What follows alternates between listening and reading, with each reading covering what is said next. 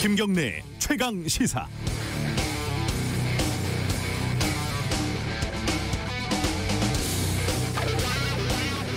어제 오프닝에서 한국의 부동산은 복잡하게 얽혀있는 욕망의 거미줄이다 이런 말씀을 드렸는데요. 보니까 전선도 매우 복잡합니다. 아군과 적군을 명확하게 가리기가 어렵습니다. 반포 아파트를 지키기로 선택한 노영민 비서실장에 대해서 같은 당인 김남국 의원이 매우 부적절한 행동이다 이렇게 비판을 했는데, 다른 당인 주호영 원내대표, 미래통합당 원내대표는 노 실장의 선택을 옹호할 정도니까요. 주 원내대표는 더 나가서 통합당 다주택자들도 집을 팔자 이런 박원순 서울시장의 제안에 대해서 반헌법적 발상이다. 사유재산 처분은 헌법에 보장된 것이다 이렇게 말을 했습니다. 지극히 맞는 말씀입니다만 조금 더 생각해볼 여지는 있는 것 같습니다. 우리 헌법 23조 1항은 모든 국민의 재산권은 보장된다라고 적어 놓았지만 바로 뒤에 그 내용과 한계는 법률로 정한다라고도 규정을 하고 있습니다. 예를 들어서 공직자윤리법 같은 경우에 고위공직자의 주식을 매각하거나 백지 신탁하도록 강제 규정하고 있습니다. 한국 사회에서 부동산도 주식 못지않게 이해관계가 복잡한 물건입니다. 다주택자들, 부동산으로 수십억 돈을 번 재테크 승리자들, 수백억 부동산 부자들, 심지어 수십 채의 집을 소유한 임대업자들이 부동산 정책과 관련 조세 정책을 만들고 운영한다는 게 과연 합당한 것인지 한번 생각해볼 여지는 있습니다. 우리 헌법 제46조 2항은 국회의원의 의무를 이렇게 규정하고 있습니다. 국회의원은 국가 이익을 우선하여 양심에 따라 직무를 행한다. 7월 8일 수요일 김경래의 최강시사 시작합니다.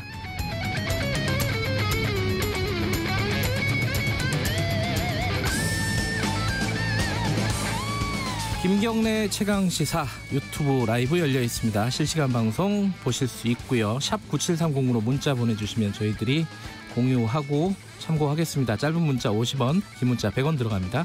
스마트폰 콩 이용하셔도 좋고요. 오늘 1부에서는 지금 말씀드린 부동산 정책 관련된 얘기 좀 해보고요. 2부에서는 지금 검찰 법무부 간의 갈등 지금 닷새에 넘게 지금 진행이 되고 있습니다. 오늘은 열린민주당 최강욱 대표 연결합니다.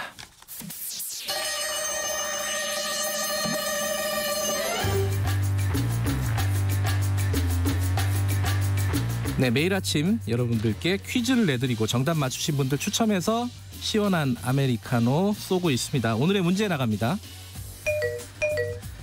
자, 오늘은 요리 문제입니다. 스티븐 비건 미 국무부 부장관이 어제 오후 방한했습니다. 미 국무부 2인자인 비건 부장관은 방한할 때마다 이 요리 음식점을 찾는 것으로 유명합니다. 이번에는 코로나19로 식당 방문이 어려우니까 아예 요리사를 대사관저로 초청을 해서 이 요리를 즐겼다고 합니다. 비건이 자랑하는 한국 요리, 이것은 무엇일까요? 1번 돼지갈비, 2번 냉면, 3번 닭 한 마리.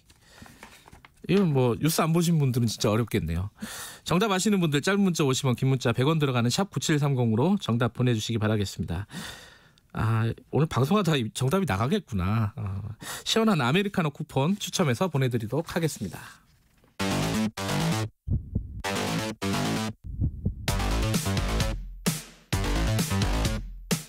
오늘 아침 가장 뜨거운 뉴스 언박싱. 네, 택배 박스를 뜯는 두근두근한 마음으로 매일 아침 준비합니다. 뉴스 언박싱 고발뉴스 민도기 기자 나와 있습니다. 안녕하세요. 안녕하십니까. 시사평론가 김민아 평론가 나와 계십니다. 안녕하세요. 안녕하세요. 비건 얘기는 좀 이따 하고요. 자, 추미애 장관, 법무부 장관이 지금 윤석열 총장에 대해서 어제 또 한마디 했습니다. 계속 이게 며칠째 이어지고 있는 내용인데 먼저 뭐 정리를 하고 넘어가죠. 법무부가 입장문을 냈는데요. 예. 검찰총장은 좌고우면하지 말고 장관의 지휘사항을 문헌대로 신속하게 이행해야 한다. 이렇게 윤석열 검찰총장에게 촉구를 했습니다. 네.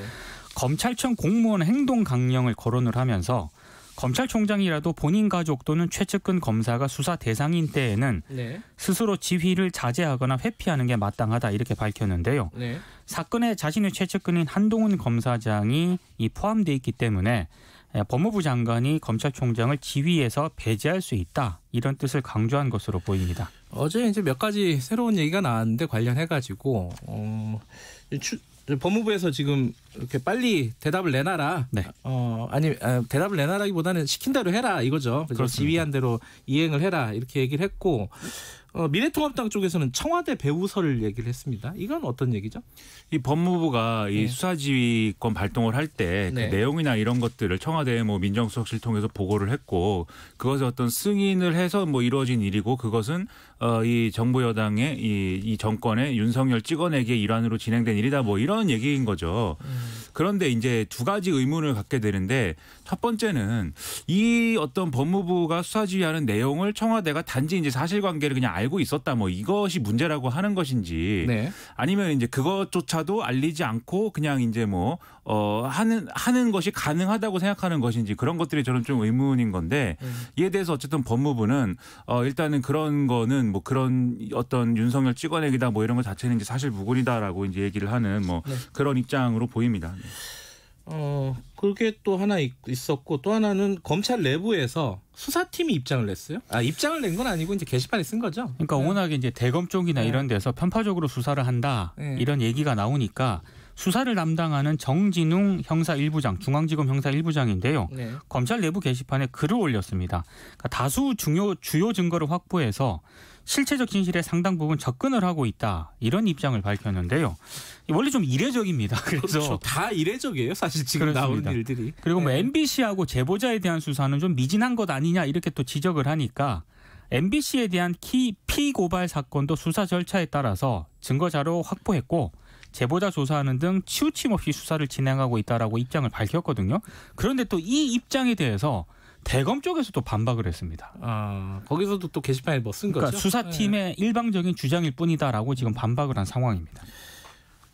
법무부가 굉장히 법무부란다. 검찰이 이렇게 토론이 원활하게 되는 조직인 것 같다는 생각도 들고요. 내부 게시판이 있어서 이제 거기다가 올리고 반박도 하고 그러는데 옛날에는 또 그런 문화가 있었습니다. 그리고 지금도 우리들은 페이스북을 통해서 이제 그런 것들을 많이 하고 이러는데 그렇게까지는 하기 어렵고 내부 게시판에 숨어서들 이제 얘기를 하는데 저는 이걸 보면서 검사들의 의견도 여러모로 이제 좀 분분한 상황이다 이런 생각이 들었고 그렇죠. 수사팀이 어쨌든 그게 권한 유착이든 무슨 어떤 정원 유착이든 뭐든지 간에 모든 의혹에 대해서 수사를 한다. 수사를 하고 있으니까 결과를 지켜봐달라 이렇게 얘기를 하는데 대검은 그것에 대해서 그러면 수사팀의 일방적 입장이다라고 얘기하는 것은 저로서는 이제 잘 이해가 안 됩니다. 수사를 한 사람은 이제 공정하게 하고 있다고 하는데 그것을 지휘하는 대검은 그것은 일방적 입장이다라고 하면 그럼 수사팀은 뭐죠? 입장은 윤석열 검찰총장이 빨리 내는 게 좋은 것 같은데 본인은 지금 아무런 입장을 내지 않고 대검 수사팀 지금 내부에서 이렇게 좀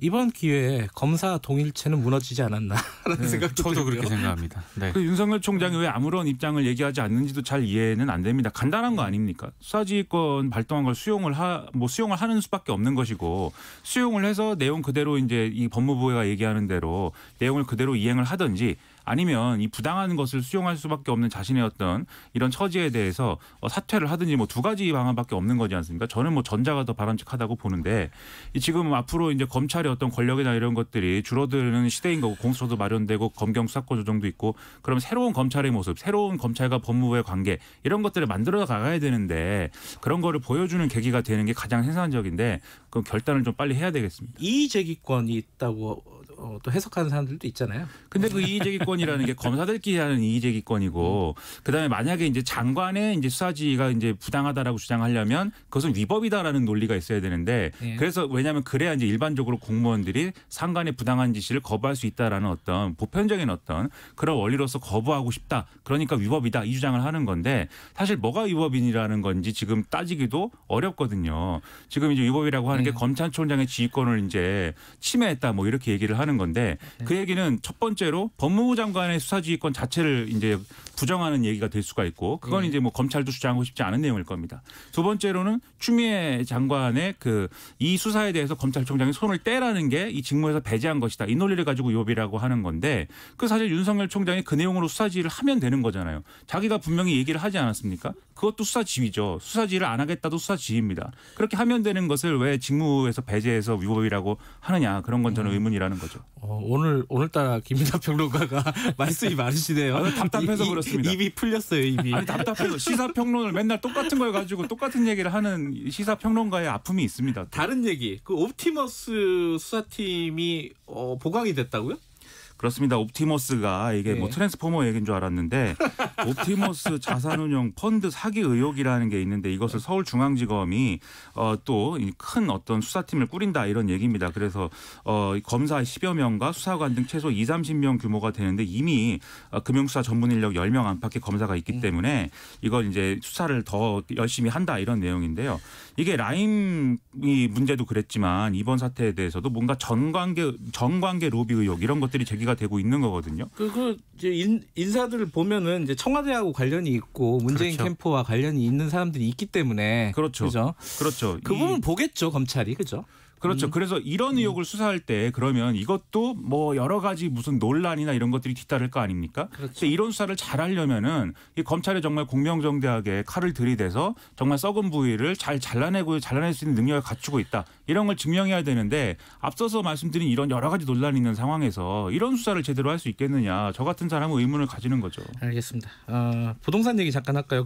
민주당이 원래 총선 전에 투기지역 다주택자들 집 팔겠다 이런 서약서 받았잖아요. 그 부분이 받았죠. 지금 뭐 왈가왈부 얘기가 좀 되고 있습니다. 그죠? 그래서 지금 워낙 부동산 문제 때문에 뭐 민주당이 비판을 많이 받으니까요. 네. 소속 의원 176명에 대한 주택 보유 실태 전수조사에 돌입을 했습니다.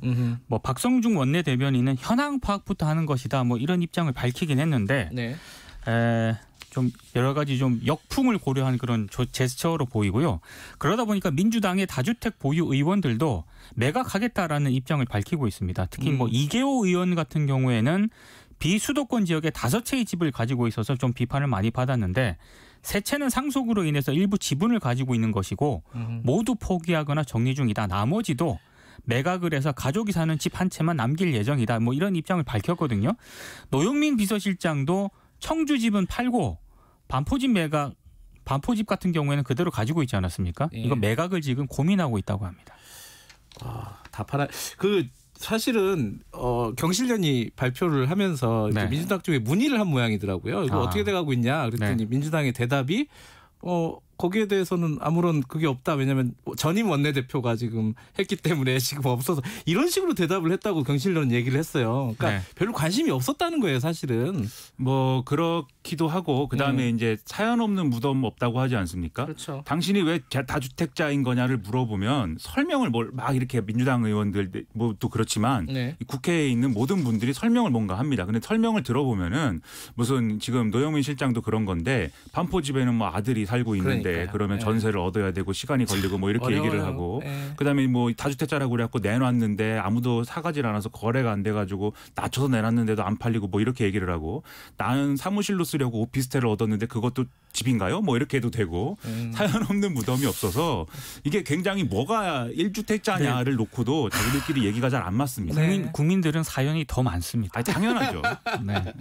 무주택 서민이 돼봐야 됩니다. 근데 사실 그런 얘기도 있죠. 민주당은 그렇다 치고 또 미래통합당 의원들이 원래 더 부자잖아요. 이게 재산 조사를 해보면 항상 그렇게 나오지 않습니까? 그러니까 이게 부동산도 많고. 실제로 또 확인이 됐습니다. 미래통합당, 미래한국당 소속으로 당선된 국회의원 103명 가운데 40%가 다주택자인 것으로 나타났거든요. 근데 미래통합당 소속 의원 1인당 평균 부동산 재산이 20억 8천만 원입니다. 그러니까 그래요? 평균이 그렇습니다. 네. 더불어민주당 의원 평균의 2배가 넘고요. 국민 평균 부동산 자산이 한 3억 정도 되거든요. 국민 평균보다는 7배 더 많은 그런 수준입니다. 미래통합당도 근데 이제 조영 원내대표 같은 경우 아까 제가 오프닝에서 말씀드렸지만 이게 뭐 팔도록 강제하는 거는 반헌법적이다라고 했는데 이게 뭐 법으로 지금 강제하자는 건 아니고 이제 여론이라든가 지금의 상황을 봐서 그런 어떤 얘기들이 나오고 있는 건데 미래통합당이 어떤 선택을 할지 그건 좀 지켜볼 일인 것 같습니다. 다음 얘기로 넘어가죠. 이낙연 의원이 당대표 출마 선언을 아직도 안 했었나요? 어제 했습니다. 그죠? 어제 했고요. 네. 뭐 국난 극복의 역사적 책임을 이행하는데 모든 역량을 쏟아야 한다는 결론에 이르렀다 이런 얘기를 했는데 네. 당권 대권 분리 논란이 항상 따라다니지 않았습니까? 예. 그러니까 코로나19 해결을 위해서 이 논란을 정면 돌파하겠다 이런 의지를 밝힌 것으로 보입니다. 알겠습니다. 근데 그 김민하 평론가는 왜 이낙연 의원 얘기를 하면서 위기의 사나이라고 적어왔어요? 왜냐하면 어제 당권 도전을 공식 선언하면서 내놓은 출마 선언문을 보면은 모든 게 위기에 대한 얘기입니다. 그래서 지금 대한민국이 엄청난 위기에 빠져 있기 때문에 내가 이 7개월짜리 당대표가 될 것이다라는 비판에도 불구하고 이렇게 등판해서 당대표를 할 수밖에 없다. 그 위기의 상황에 너는 무엇을 하고 있었냐라는 대답에 책임 있는 대답을 하기 위해서 그래서 나는 당대표에 출마한 거다. 이렇게 얘기를 하고 있기 때문에 위기에 뭔가 대응하는 비상 대책위원장인가요? 이런 의문도 가졌는데 그런데 그에 반해서 뭐 그런 주장은 좋은데 뭐랄까요? 어떤 정책적인 어떤 청사진이라고 그럴까요? 시대 정신을 담은 어떤 자기의 아젠다라고 그럴까요? 그런 건 좀 없어 보여서 그런 거는 좀 더 있었으면 좋겠다라는 생각을 했습니다. 총론적이었죠, 어제 얘기는. 그렇죠. 뭐 그러니까 비상이니까 비상 시국이니까 내가 와서 뭔가 통합적으로 정리를 해야 된다 이런 이제 느낌인데 뭔가 나만의 어떤 뭐 스토리는 있겠죠. 나만의 뭐 정책 아젠다 이런 것을 던지면 좋았을 텐데 그런 거는 잘 보이지 않았고 기자들이 물어봤거든요. 뭐 그 시대 정신 이런 거는 뭐라고 생각하시나요? 그건 다음에 얘기하자 이렇게 얘기를 했습니다. 다음에 얘기하겠죠. 여기까지 듣겠습니다. 고맙습니다. 고맙습니다. 뉴스 언박싱 고발뉴스 민동기 기자 그리고 김민하 시사평론가였습니다. 지금 시각은 7시 36분입니다. 이 시각 교통정보입니다. 출근길 자주 막히는 구간 중심으로 교통량 늘고 있고요. 돌발 상황도 발생하고 있는데요. 호남고속도로 천안 쪽 주안 부근 1차로에서 대형 화물차 사고 처리하고 있습니다. 이 사고 구간 굽어 있기 때문에 더욱 조심 운전하셔야겠고요.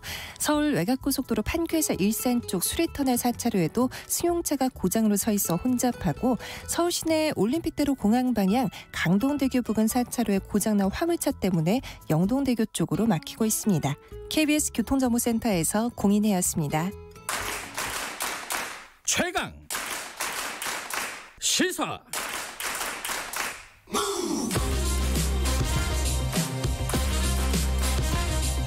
지금 여러분께서는 김경래 기자의 최강 시사를 듣고 계십니다. 부동산 문제 얘기 좀 하겠습니다. 6.17 대책 이후에 부동산 문제가 더 시끄럽게 됐습니다. 지금 뭐 김현미 장관 해임을 해야 된다. 야당은 뭐 이렇게 주장을 하고 있고 집을 고위공직자들 집을 팔아야 되니 말아야 되니 뭐 이 논란도 계속되고 있고요. 노영민 실장을 비롯해가지고 그리고 가장 중요한 건 지금 상황에서 부동산 대책은 뭐가 필요한 거냐 도대체. 문재인 정부의 지금 부동산 정책은 잘못된 게 뭐고 잘한 게 뭐냐 이게 참 복잡한 얘기입니다. 근데 지금 최백은 교수님이 스튜디오에 들어오시면서 제가 이거 방법 있어요?라고 물어봤더니 심플하게 말씀드려 주신다고 합니다. 최백은 교수님, 건국대 경제학과 최백은 교수님 모셨습니다. 안녕하세요. 네, 안녕하세요. 네. 이게 심플하게 얘기가 될 수 있는 겁니까? 복잡하잖아요. 원래 사회 문제는요. 네. 사람들이 만들어 놓은 지식이기 때문에 네. 결국 뭐 다 해법이 있는 거고요. 네. 그러니까 이제 그 문제를 단순화시켜야지 복잡하게 얘기하면요. 본질을 놓칩니다. 그래서 제가 여기 말씀드린 거예요. 6.17 대책 이후에 이 대책 실패했다. 뭐 풍선 효과도 있고 뭐 그 오히려 막 거래량이 급등하고 있다. 막 여러 가지 얘기가 나오고 있습니다. 일단 그 평가부터 시작을 해갖고 얘기를 풀어보죠. 예. 그러니까 이 부동산 시장을 볼 때는요. 지금 이제 저는 출발점을 이렇게 봐야 됩니다. 지금 현재 부동산 시장의 가격을 낮추는 것이 목표냐, 아니면은 그러니까 뭐 현상 유지 정도가 목표냐. 이걸 이제 분명히 해야 됩니다. 그러니까 이제 정부의 이제 저는 입장을 보게 되면요. 대통령 같은 경우는 원상 이제 많이 올라간 지역은 원상 회복 이런 표현을 했었거든요. 조금 낮춰야 된다. 그렇죠. 그러니까 이제 원상 회복이라는 것은 자기 취임초로 낮춰야 된다. 그러니까 이제 가격 하락을 이제 그러니까 거기에 방점을 찍는 분이시고요. 나머지 청와대 참모라든가 경제 관료들은 소위 말해서 이제 그러니까 부동산 시장 안정화라는 표현을 쓰거든요. 그 안정화라는 표현은 뭐가 담겨 있는 거냐면은 급등도 싫지만은 가격이 급등하는 것도 싫지만은 하락하는 것도 원치 않는 거예요. 그러니까 이제 현상 유지를 원하는 거예요. 그러니까 이제 대통령의 이제 그러니까는 생각을 제대로 실현할 의지가 없거나 아니면 제가 볼 때 실력이 부족하거나 뭐 둘 다 관련돼 있긴 한데 그런 문제인데 그러니까 우리가 지금 이제 현재 상황을 그러니까 우리가 목표를 어떻게 설정하냐에 따라서 방법은 다 있다 이거예요. 네. 방법은 있는데 목표가 다르다 보니까 그러니까 우리 사회 속에서 이제 그러니까 그런 부분에 대해서는 좀 합의가 필요하다는 얘기예요. 저는 이제 평상시에 부동산 시장 정상화가 필요하다는 얘기를 해요. 안정화가 아니라요.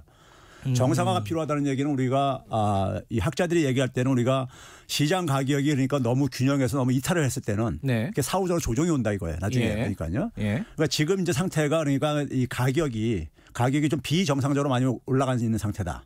그러면 이게 많이 올라가 있으면 올라갈수록 나중에 조정도 클 수밖에 없다 이거예요. 네. 그러면 그 후유증도 클 수밖에 없는 것이고요. 그래서 이제 그런 점에서 부동산 시장 정상화가 필요한데 네. 정상화 의지가 안 보이니까 안 보이다 보니까 항상 이제 지난 수십 년간에 반복된 게 뭐냐면 우리가 땜질식 처방 이런 말이 유행했었잖아요. 네. 저는 이제 그걸 두더지 잡기 게임식이라고 이렇게 하는데 그러니까 항상 보게 되면 이제 그러니까 문제가 터지게 되면 거기에 대한 사후 약방문식으로 그 해당 지역에 접근하는 방식으로 한단 말이에요. 그러니까는 또 이제 풍선 효과라는 말이 유행을 하고 있는 것이고요. 예. 그렇죠? 그러니까 시장에서는 뭐냐면 그걸 반복하면서 정부가 그러니까 집값을 하락으로 유도할 의지가 없다는 것을 알고 있는 거죠. 알고 있다 보니까는 계속해서 이제 그러니까는 이 옮겨 다니면서 네. 투기가 계속 되는 것이고요. 근본적으로는 이겁니다. 부동산 시장에 자금이 지금 많이 유입되고 있기 때문에 지금 그러니까 이런 투기적인 열풍이 네. 생기는 거예요. 그 자금이 유입된다는 얘기는 다른 투자를 했을 때 별로 기대 수익이 높지가 않다는 것도 의미되는 겁니다. 그렇죠. 별로 돈을 운용할 데가 없다는 네. 거예요.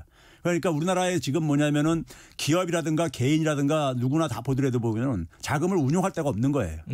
예. 기업도 새로운 수익산 못 만들다 보니까 토지 투기나 하고 있고 네. 그리고 개인들도 그러니까 미래가 불확실하다 보니까 저희가 자산 축적이라도 좀 하려고 부동산을 매개로 해가지고요. 예. 이런 이제 것이 깔려 있단 말이에요. 그러니까 이제 우리나라 이제 기본적으로 그러니까 경제가 굉장히 생태계가 활력을 잃다 보니까는 그런 문제가 하나가 있는 것이고요. 그러다 보니까 정부도 뭐냐면은 지금 제조업은 굉장히 위기 상황으로 계속 치닫고 있는데 이 부동산 건설업에 대한 이 의존도가 만만치 않다 보니까는 설사 이거 쉽게 칼을 대지 못하는 거예요. 네. 부동산 건설 경기가 이게 꺼지게 되면 그나마 경기가 더 안 좋을까 봐요. 그러다 보니까 계속 부동산 시장 안정화 쪽으로 이렇게 접근을 하고 있는 겁니다. 네. 아니 한꺼번에 처음부터 끝까지 다 말씀하셔가지고. 나 이제 대책이 있어야죠. 여기서 궁금증부터 몇 가지 말씀하신 예. 부분에 궁금증이 있어요. 예. 아니 대통령은 그러니까 최백은 교수님 말씀대로 논리대로 하면은 대통령은 정상화를 얘기하고 있는데 예. 그 밑에 관료들이나 참모들은 예. 안정화를 얘기하고 예. 있다. 엇박자잖아요. 예, 그렇죠. 그런데 대통령은 왜 가만히 있죠, 그러면? 아니죠. 이제 그 관료나 참모들이 네. 이제 거기에 대해 이제 설명을 할 게 아닙니까? 네. 설명을 굉장히 제가 볼 때 복잡하게 여러 요인을 얘기할 거예요. 네. 이거를 그러니까 만약에 이런 대책을 썼을 때 이런 부작용 뭐 이런 얘기도 막 할 겁니다. 네. 그러니까 이번에도 그러니까 규제를 그러니까 좀 더 강화하고 세금도 강화하면은 네. 이런 걸 이제 만약에 대통령께서 꺼내게 되면은 네. 그 규제를 했을 때 선의의 피해자가 생길 수 있다. 뭐 이런 식의 이제 그러니까 말을 여러 가지를 이제 그러니까는 막 이제 인다 이거죠. 좌고우면하면서 정책들을 만드니까. 대통령께서는 그러니까 아무래도 자기가 임명하신 분들에 대해서 신뢰를 보낼 수밖에 없고 어쨌든 간에요. 네. 예? 임기 중에는요. 그러면 그런 상황 속에서 일단 그 참모들의 말들을 어쨌든 간에 신뢰를 하고 맡기는 이제 이럴 수밖에 없는 거죠. 예. 자, 그런데 그럼 지금 아까 수십 년간 우리의 부동산 정책이라는 게 땜질식이다. 뭐 이렇게 얘기하셨잖아요. 예. 문재인 정부 들어와서 나왔던 뭐 김현미 장관은 4번이라고 하고 예. 뭐 다른 데서는 뭐 20번이 넘었다라고 얘기하는데 어쨌든 그런 수많은 정책들도 땜질식이라고 규정을 하실 수 있는 건가요, 그러면은? 그렇죠. 이제 그러니까 기본적으로 현 정부 들어서 바뀌는 거는 스탠스가 바뀐 건요. 네. 기존 이제 보수 정부에서는 공급 대책을 중심으로 했었어요. 네. 그런데 이제 이번 이제 현 정부에서는 수요 억제 대책으로 그렇죠. 접근을 했죠. 예. 그게 이제 차별성이 있는 건데, 근데 본질은 뭐냐면 항상 아까 얘기했듯이 안정화 대책으로 접근하다 보니까는 안정화 대책이라는 것은 가격 하락을 그러니까 사실 이게 수용을 해야 되는 거예요. 네. 근데 가격이 하락하게 되면 부동산 시장이 하락을 하게 되면은 네. 소위 말해서 이제 대출 받으신 분들은 대출 상한 압력이 들어온다고요. 네. 그러면 이제 매물로 내놓을 수밖에 없어요. 네. 그럼 추가 가격이 하락이 될 수 있고 이런 악순환 고리가 만들어질 수가 있어요. 부동산 시장에 경책력 우려가 생길 수 있다 이거죠. 네. 이렇게 되게 되면 부동산 경기도 이제 그러니까 이 건설 경기도 이제 그러니까는 사실 둔화될 수가 있고요. 이런 부분이 부담스러운 거예요. 자, 그러면요. 지금 아까 이제 두 가지 부담스러운 부분, 어쩔 수 없는 부분이 유동성이 지금 너무 많아가지고 갈 데가 없다. 그게 하나가 있고 지금 다른 경기도 안 좋은데 부동산 경기마저 죽이면은 이게 건설 경기 때문에 더 경기가 침체되는 거 아니냐. 그럼 지금 상황에서 할 수 있는 게 뭡니까? 자, 우리가 이제 부동산이 과열되게 되면은 굉장히 많은 부작용이 있습니다. 그러니까 그 투기한 사람만 소위 말해서 이득을 보는 거고 나머지 사람들은 사실 이득 보는 게 없어요. 그렇기 때문에 이 불로소득은 사실 제거를 해야 돼요. 그럼 지금 우리가 예를 들어서 자기가 자금을 부동산 시장에 투입할 때는 기대 수익이 예상되기 때문에 투입을 하는 거란 말이에요. 그렇죠. 그럼 집값 상승률이 그러니까 어느 정도 자기가 예상하는 게 있을 거란 말이에요. 그리고 근데 자금 조달 비용인 이자는 지금 바닥이란 말이에요. 그러면 이제 그 속에서 이제 그러니까는 기대 수익이 굉장히 높다고 생각하기 때문에 들어오는 거란 말이에요. 그럼 결국 거기서 생기는 불로소득을 세금으로 환수할 수밖에 없어요. 세금으로요. 그럼 세금으로 환수를 하는 데 속에서 주로 초점은 다주택자한테 맞출 수밖에 없어요. 고가주택이나 다주택자들한테요. 이걸 알고 있어요, 정부도요. 알고 있는데 아까 얘기했듯이 부동산 시장을 가격을 그러니까 떨어뜨릴 이제 의지가 있느냐 없느냐인데 그럼 떨어뜨렸을 때 이제 우리가 우려하는 게 경착륙 우려거든요. 여기에 대한 방안이 있어요, 사실은요. 어떤 거죠? 방안이 뭐냐면 제가 이제 한 6년 정도 된 것 같은데 한국판 양적 완화를 얘기를 해요. 한국판 양적 완화가 뭐냐면요. 제가 만약에 어떤 S은행한테 제가 한 3억을 대출받아서 하는 6억짜리 아파트를 샀어요. 그럼 제 돈 3억에다 합쳐가지고요. 그러면 이제 그러니까 가격이 하락하게 되면은 제가 이제 상한 압력을 받는단 말이에요. 대출금 일부를요. 그럼 집을 내놓을 수밖에 없어요. 그럼 집을 이제 빼앗기게 되는 거죠. 결국 뺏게 되는 거죠. 은행한테요. 못 갖게 되면요. 그러면 그거를 이제 그러니까 그런 방식으로 하지 말고 그런 말 하지 말고 우리 주택금융공사라는 게 있잖아요. 주택금융공사의 대주주가 한국은행하고 정부입니다. 그러니까 한국은행에서 돈을 좀 투입을 해가지고 신한은행의 부채를 그러니까 인수하라 이거예요. 주택금융공사에서요. 인수한 다음에 그럼 저하고 채권관계가 채무관계가 주택금융공사가 생기는 거잖아요. 그다음에 주택금융공사가 그 주택을 제가 팔 의도가 있으면은 매입을 하라 이거예요. 매입한 다음에 그걸 장기 공공임대로 전환시켜 주라 이거예요. 그러면 그 매물이 시장에 안 나오죠. 그럼 추가적인 가격 하락은 막을 수가 있죠. 그렇죠? 그다음에 주거 조건도 여전히 유지할 수 있고요. 야, 그거는 지금 이제 지금까지의 정책과는 완전히 다른 정책이잖아요. 그죠? 그러니까 이제 그 미국 같은 경우는요. 주택 가격이 한 30% 하락하는 동안에 주로 금융회사를 이제 구제를 했는데 돈을 투입을 했어요. 근데 우리는 가계에다 초점을 좀 맞추자 이거죠. 그리고 이제 주택 시장을 좀 연착륙을 시키자 이거죠. 이제 그런 점에서 다주택자들까지 다 구제해 줄 필요는 없지만은 국민주택 정도 보유하고 있는 1주택자들 같은 경우는 정부가 그러니까는 그 양적 완화를 통해서 그러니까 해결하는 수단이 있다 이거예요. 그리고 나서 이제 그러니까 부동산 시장에 있는 거품을 좀 제거를 해자 이겁니다. 근데 이제 그게 거품이 좀 제거된 다음의 얘기잖아요, 사실은. 그렇죠. 근데 지금 계속 오르고 있는 추세잖아요, 추세가. 그럼 이걸 어떻게 꺾을 수 있느냐. 그러니까 그거는 결국은 뭐냐면 기대 수익을 낮추면 되는 거예요. 세금으로 가야 된다는 그렇죠. 말씀이세요? 우리가 지금 보게 되면 다주택자들에 대해서 우리가 소위 말해서 취득세라든가 그러니까 취득할 기회를 그러니까 원천적으로 차단시키는 거죠. 취득세를 높이는 것은요. 그다음에 보유세는 그러니까 기본적으로 자본 이득 임대라든가 이런 걸 생기는 이득을 이제 제거하는 것이고요. 그다음에 이제 양도소득세를 강화를 하게 되면은 그래서 기대 수익을 낮추는 방안은 있어요. 다들 지금 많이 전문가들이 얘기를 하고 있고요. 그러면 그것을 그러니까 그다음에 소위 말해서 우리가 임대사업 등록제라는 걸 했잖아요. 거기에 많은 지금 세금 혜택을 주고 있어요. 주고 있죠. 그러다 보니까 사실 어떻게 보면 유도를 한 거죠. 다주택을 보유하도록 그러니까요. 그런 거 다 혜택을 다 취소시키라 이거예요. 사실 그게 2014년도에 박근혜 정부 때 부동산 시장이 굉장히 침체돼 있을 때 그러니까 도입됐던 정책이에요. 그렇죠. 지금하고는 지금 안 맞는 정책이란 말이에요. 그러면 그런 것들을 좀 원상 회복할 의지가 있으면은 할 수 있다 이거예요. 정부는요. 그런데 여기에 대해서 반론들이 있잖아요. 예를 들어 이제 김종인 비대위원장 같은 경우에는 세금으로 부동산 잡겠다는 거는 이 기본 논리도 모르는 거다 이렇게 얘기하기도 하고 또 반론으로 이런 얘기 많이 해요. 보유세, 거래세 다 올려버리면은 거래가 완전히 절벽이 돼가지고 이게 시장 자체가 마비될 수가 있다. 이 팔려고 해도 팔 수도 없는 상황이 올 수도 있다. 이런 논리에 대해서는 어떻게 생각하십니까? 김종인 위원장이 얘기한 거는요. 세금을 가지고 못 잡았다는 얘기는 세금을 제대로 안 했기 때문에 못 잡은 거고요. 세금을 제대로 그러니까 역대 정부에서 세금을 제대로 그러니까 불로소득에 대한 세금 환수를 제대로 한 적이 없다 이겁니다. 그러니까 그건 이제 말이 맞지 않는 얘기고요. 두 번째 얘기는 결국 뭐냐면요. 우리가 거래세하고 취득세하고는 약간 좀 구분을 해야 되는데요. 그러니까 우리가 뭐냐면 그렇게 과세를 했을 때 결국은 뭐냐면은 다주택자들이 자기가 집을 그러니까는 보유하는 게 굉장히 부담이 늘어나는 수밖에 없어요. 시간이 가면요. 그럼 결국 내놓을 수밖에 없습니다. 자기 경제적인 이득을 생각한다면요. 그러면 내놓았을 때 그걸 그러니까 우리가 살 사람들이 없어질 게 아닙니까? 그럼 가격 하락이 유도가 되는 거예요. 가격 하락해야 되는 거예요. 그 정도는 감내해야 되는 거죠. 그 또 하나의 또 불만이라고 할까요? 반론이 아니 내 집 마련 한 채 하려고 하는데 집 사기 어렵게 만드는 정책은 사다리 걷어차기 아니냐. 특히 이제 2030, 40. 맞습니다. 그 불만들은 또 어떻게 해소해야 되냐. 그러니까 지금 이제 대책이 소위 땜짓을 처방 혹은 두더지 잡기식 게임 이런 하다 보니까는 그 해당 지역별로 그러니까 맞춤형으로 계속해서 대책을 내놓다 보니까 규제가 많아지는 거예요. 규제가 많아지게 되면은 선의의 피해자가 생길 수밖에 없어요. 그러니까 그걸 이제 그러니까 자꾸만 이제 많아지면 법이라는 게 굉장히 조항이 많아지면 많아질수록 그게 이제 부작용을 많이 많이 나올 수도 있듯이요. 예. 그런 점에서 그러니까 심플하게 정책을 만들어야 된다 이겁니다. 심플하게라는 것은 결국은 뭐냐면은 재산을 그러니까 많이 보유하고 있는 사람에 대해서 네. 거기에 대한 경제적인 부담을 많이 지우게 하는 거죠. 그걸 초점 맞추면 되는 것이지 1주택 가지려고 하는 사람들에 대해서 네. 주택 금융을 그러니까 확보하는데 어려움을 만드는 것은 별로 바람직한 방법은 아니죠. 그래서 지금 대책이 이런 식으로 사후 약방문식으로 그러니까 어느 지역이 그러니까 과열되게 되면 뒤쫓아가가지고 규제하고 네네네. 또 다른 데 하면 또 다른 방안의 규제를 또 만들고 이러다 보면 규제가 굉장히 많아지게 돼요. 네. 그럼 선의의 피해자가 생길 수밖에 없죠. 그 지금 방금 이제 재산을 많이 가진 사람들이 세금 네. 많이 내게끔 아주 심플하게 만들자 이런 네. 말씀을 하셨는데 그렇죠. 근데 그런 얘기 하잖아요. 이 1주택자 중에서도 네. 집값이 비싼 사람들이 있잖아요. 네. 강남이나 그렇죠. 이런 데. 아 1주택자들한테 너무한 거 아니냐. 실거주자인데 내가. 네. 그런 얘기들 많이 들으셨을 거예요. 이 부분은 또 어떻게 해야 될지. 그런 얘기하는 나라는요. 선진국가에서 우리나라뿐이 없습니다.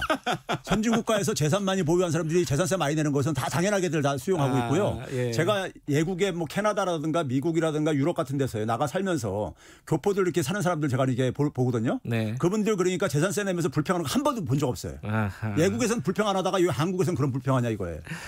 그게 그런 논리죠. 아니 집값은 정부가 올려놓고 예. 왜 나보고 세금 내라 그러냐. 뭐 이런 논리예요. 논리는. 예. 근데 이제 뭐 집값 오른 걸로 혜택 본 것도 많이 있잖아요. 솔직히요. 예. 알겠습니다. 이 얘기 못 하고 넘어갈까봐 미리 좀 여쭤볼게요. 예. 지금 고위공직자들 집 팔려고 이렇게 예. 여러 여론들이 좀 예. 있지 않습니까? 예. 그거 맞는 정책이라고 보세요? 저는 공직을 맡으면요. 네. 거기에 대한 책임이 따른다고 생각이 들어요. 근데 그러니까 사실 민주당에서 그러니까는 뭐 다주택자들한테 처분하도록 이렇게 이제 저것도 바꾸랬었잖아요. 네, 서약서 받았었죠. 예. 예. 지금 뭐냐면 시장에서 굉장히 중요한 건 뭐냐면 정부에 대한 신뢰입니다. 네. 근데 신뢰가 많이 약화된 거예요. 그러니까 예를 들어서 청와대에서도 그러니까 예를 들어서 이 청와대 참모들 집들 다주택자들 처분하라는 얘기가 사실 오래전에 나왔잖아요. 그랬죠. 근데 그게 실천이 안 됐잖아요. 그리고 이제 민주당에서도 집권 여당에서도 그런 얘기가 나왔는데 시간이 가면서도 해결이 안 되고 있다 이거예요. 그러니까 일반 국민들이 볼 때는 다 똑같은 놈들이다. 이렇게 생각할 수밖에 없는 거죠. 예. 그게 결국 정부는 뭐냐면 불신을 주면 안 되는 것이고 공직자들은요 선택을 해야 됩니다. 자기가 그러니까 공직을 맡든지 아니 공직을 맡으면서 그러니까 자기가 정부에 대한 그 책임감을 가지고 국민에 대한 신뢰감을 주든지 아니면 그러니까 자기가 재산이 상실되는 게 손실 보는 게 싫으면은 공직 사퇴해야 되는 겁니다. 조호영 원내대표는 그거 반헌법적이라고 얘기했잖아요. 아니죠. 반헌법적이라는 것은요. 우리가요. 기본적으로 우리 사회 지금 부동산이 네. 많은 사람들 우리 사회 경제뿐만 아니라 많은 부분들에 고통을 주고 있다고요. 고통을 주고 있는 데 속에서 공직자가 그러니까 적어도 가져야 될 자세는 네. 국민을 위해서 그러니까는 국민을 위해서 헌신을 하는 게 공직자의 자리입니다. 근데 오히려 뭐냐면은 거기에 그러니까 하나의 원인 제공자로 이렇게 지목을 받고 있다는 것은 그런 점에서 그러니까 공직자가 취할 저는 태도는 아니라고 봅니다. 노영민 실장이 강남집 팔아야 된다고 보세요?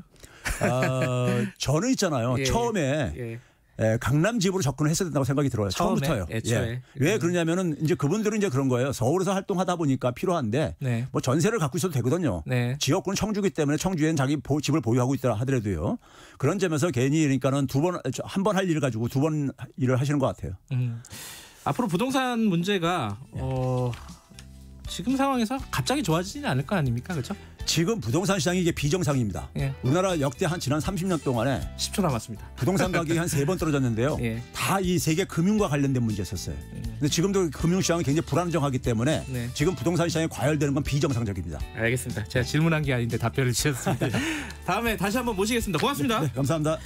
최백은 교수님이었습니다. 1부는 여기까지고요. 잠시 후에 2부에서 뵙겠습니다. 8시에 돌아옵니다. 시원해. 엄마, 에어컨은 왜 시원해요?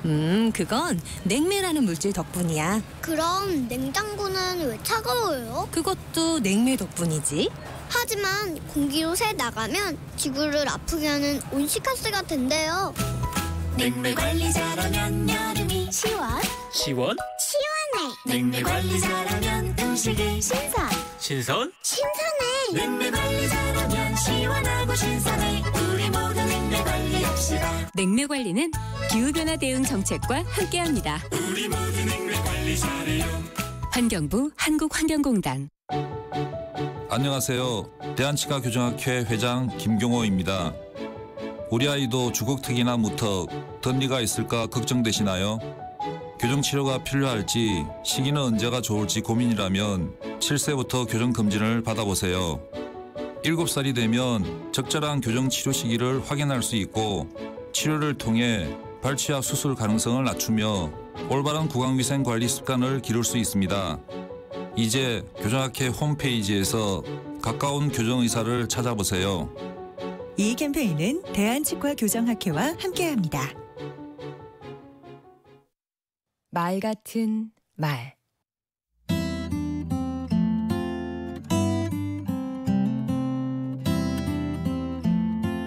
안녕하세요. 강원국입니다. 솔까말이라고 들어보셨나요? 솔직히 까놓고 말해서의 준말입니다. 솔직하게 말하면 좋은 점이 많습니다. 우선 머리를 굴릴 필요가 없습니다.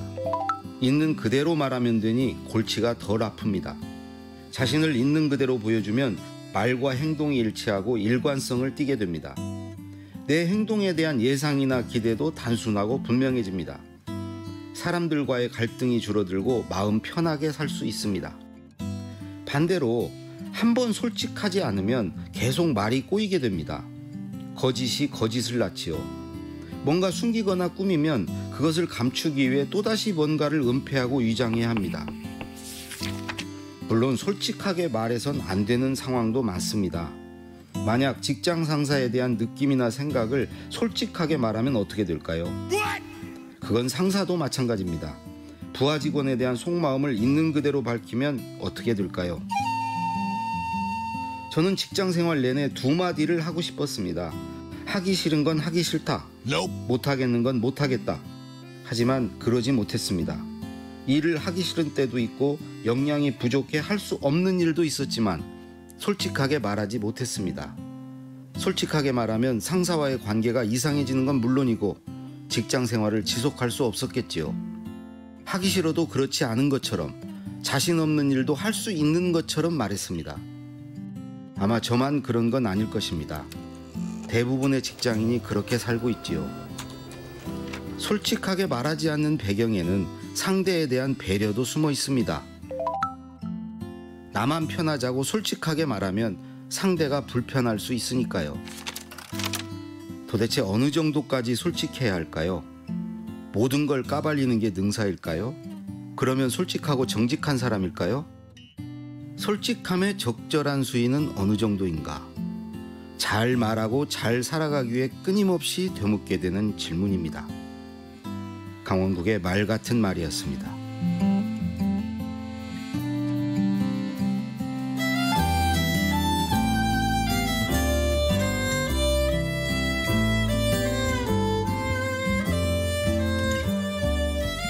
말하고 살아가는 일은 솔직과 거짓 사이, 보이지 않는 선을 넘나드는 일.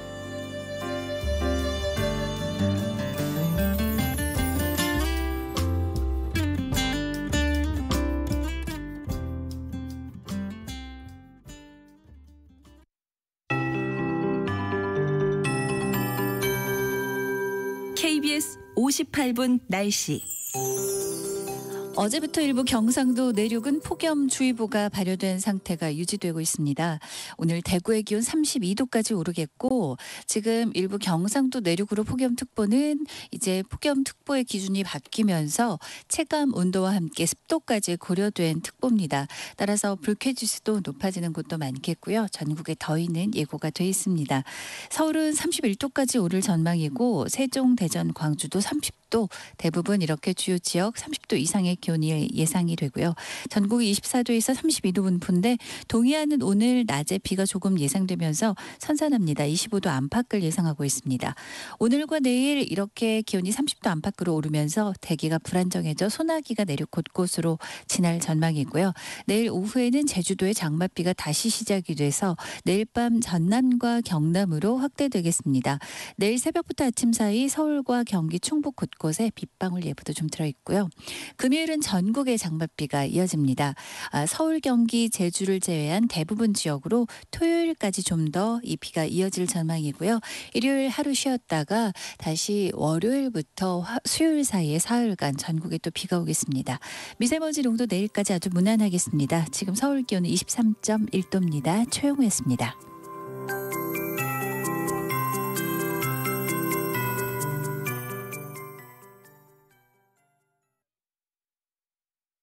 정성을 다하는 국민의 방송 KBS가 8시를 알려드립니다.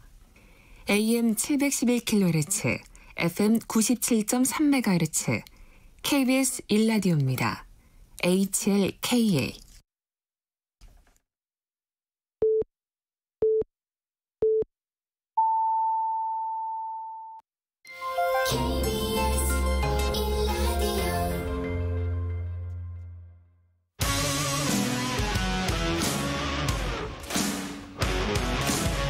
뉴스타파 기자 김경래 최강 시사.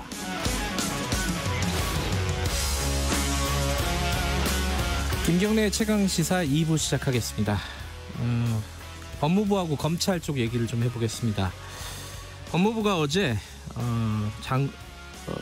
검찰총장에 대해서 좌고우면하지 말고 지휘 상황을 신속하게 이행하라 이렇게 단호한 입장을 다시 한번 밝혔습니다. 사실상 최후 통첩 이런 식으로 읽히기도 하고요. 윤 총장은 여기에 대해서 사실 검사장 회의까지 했는데 별다른 반응을 보이지 않고 있습니다. 야권에서는 청와대 배후설도 주장을 하고 있고 지금 상황 좀 정리를 해보겠습니다. 열린민주당 오늘은 최강욱 대표와 함께 얘기를 나눠보겠습니다. 최 대표님 안녕하세요. 예, 안녕하세요.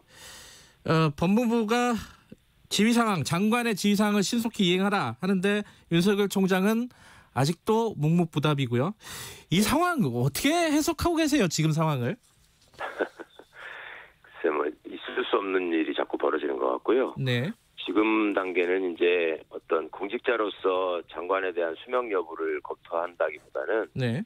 그 정치의 단계로 돌입한 거 아닌가 싶습니다. 그러니까 계속 그동안에 제가 이 검찰 정치로 자꾸 진화했다 이런 말씀을 드렸는데 네. 지금 법리적으로나 현실적으로 장관 지위를 거부할 명분이 없거든요. 그러니까 이 옹색한 거죠. 네. 그러니까 이제 생각이 길어질 수밖에 없고 장고 끝에 악수를 둔다는 말씀이 있었잖아요. 예. 생각은 긴데 뚜렷한 대책이 없고 또 기대했던 것처럼 내부 사람들이 규합을 해가지고 본인을 맹목적으로 지지해주는 이런 상황도 아니다 보니까 지금 외부 분들을 만나서 의견을 듣고 이런다 그러잖아요. 원로들 만난다는 얘기 있었어요. 네, 예. 이게 전형적인 정치인들이 위기에 봉착했을 때 하는 행보 아닙니까? 그러니까 좀 정치적인 단계로 도입한 것 같아서 좀 많이 안타깝습니다. 근데 지금 이제 명분이 없다고 말씀하셨잖아요. 법리적으로도 네. 그렇고. 네. 근데 이제 검사장 회의에서 나온 얘기를 이제 대검에서 밝힌 걸 보면은 네. 검찰총장이 그러니까 장관이 검찰총장의 지휘 감독권을 박탈하는 것은 위법하다, 부당하다. 이런 의견이 모아졌다는 거예요. 요거는 이제 그 검찰 안에서는 명분이라고 생각하는 거 아니겠어요? 그러니까 그런 일종의 이제 집단 사고에서 오는 착시 현상인데 예. 이게 어떻게 벌어졌고 내용이 뭔가를 다시 한번 짚어보시면요. 예. 처음에 관련된 이 일이 벌어진 이유가 장관께서 어제도 잘 짚으셨지만 네.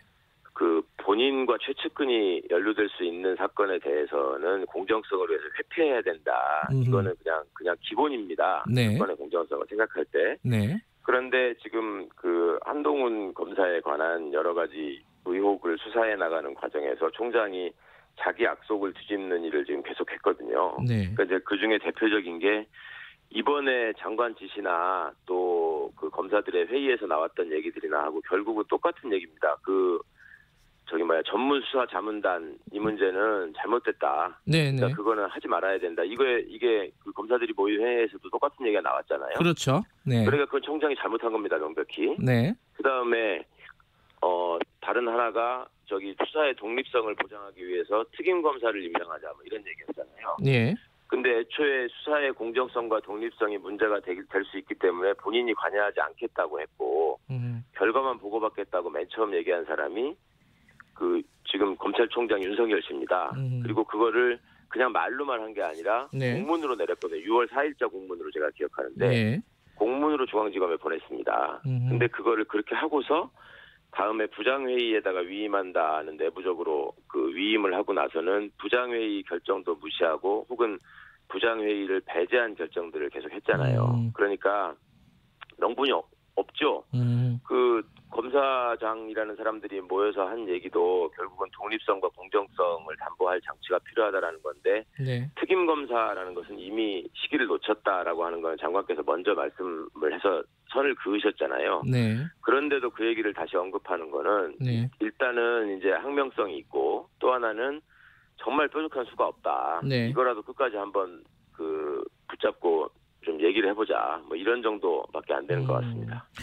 그러니까 지금 법무부에서 말씀하셨듯이 특임 검사는 좀 시기를 놓쳤다라고 선을 그었는데 네. 만약에 이 특임 검사를 갖고 나오면은 이제 윤 총장이 네. 이제 뭔가를 이제 반응을 할 거 아닙니까? 근데 조만간 네. 특임 검사를 도입하자 이렇게 나오면은 이걸 어떻게 해야 되는 겁니까? 이 부분은?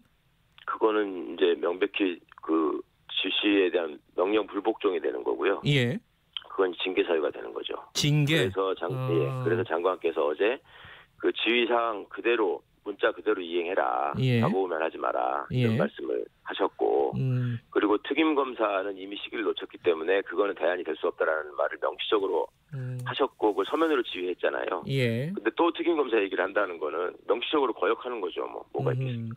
근데 지금 민주당 예컨대 박범계 의원 같은 경우에 윤 총장이 특임 검사를 지명하고 현 수사팀이 함께 수사하는 일종의 약간 절충안인데, 절충안. 네. 예, 요런 거는 가능하다고 보세요? 실제로 이제 어제 그런 얘기들을 예. 좀 있었던 것 같아요. 네. 그러니까 대검 쪽이 좀 집요하게 그거를 좀 받아들여 달라고 로비를 한 것 같습니다. 근데 그게 뭐 박범계 의원님이 로비에 넘어가서 그렇게 말씀하신 것 같지는 않고 네. 정치인들은 항상 이제 어떤 그 갈등의 상황에서 그 타협책이나 중재안을 모색을 하잖아요. 그렇죠. 그러니까 예. 그냥 아이디어 차원에서 말씀하셨던 것을 네. 어떻게든 그렇게 좀 해보면 좋지 않을까라는 게 이제 총장의 입장이다 보니 네. 이제 수하에서 그런 것들을 좀 이뤄보려고 뛴 사람이 있었던 것 같은데 예. 그러면 받아들일 수 없는 얘기죠. 그거 특임 검사 하는 것 자체가 장관 지시를 명시적으로 어기는 거라고 방금 말씀드리지 않았습니까? 네. 그러면은 장관 그리고 이제 어저께 또 그 확인된 사실이지만 특임 검사를 임명하는 것도 결국 장관의 승인이 있어야지만 한다는 게 어제 밝혀졌잖아요. 네. 금년 1월 달에 규정이 개정되면서 그러면 결국 승인권자인 장관께서 특임 검사는 나는 인정하지 않는다라고 말씀하셨기 때문에 그 중요한 것은 현 수사팀의 공정성을 보장하는 것이지 네.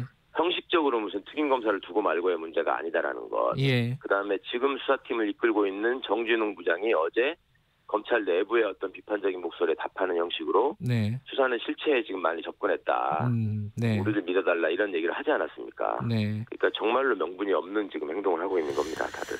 이 하나 남은 게 이제 권한쟁의 심판, 네. 총장과 법무부, 그러니까 검찰총장과 법무부 장관의 권한쟁의 심판을 헌재로 가져갈 수 있는 거 아니냐라는 의견이 이제 내부에서 좀 있는 것 같아요, 검찰 내부에. 요거는 가능하다고 보세요? 자, 그게 확실하면은 권한쟁의 심판을 하자고 나올 겁니다. 그럴 수도 있는 거 아니냐라고 하는 게 예. 본인들도 지금 법적으로 그게 미흡하다는 걸 알거든요. 그러니까 기관 간 권한쟁의라는 건 중앙정부하고 지자체 사이에 예를 들면 어떤 정책이나 예산을 두고 다툼이 있을 때 네.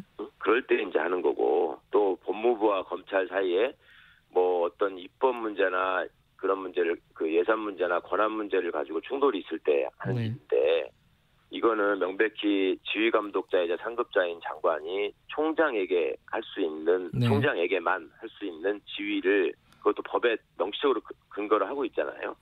그 지휘를 한 거기 때문에 상급자가 하급자에 대해서 지휘를 하는데 그거를 기관 간의 권한 쟁의로 받아들여서 헌법재판소에 제소하겠다. 그게 지금 검찰 스스로 본인들의 위상을 어떻게 착각하고 있는지를 입증해주는 얘기일 뿐이지 그게 헌재에서 받아들여질 가능성은 전혀 없을 것 같습니다.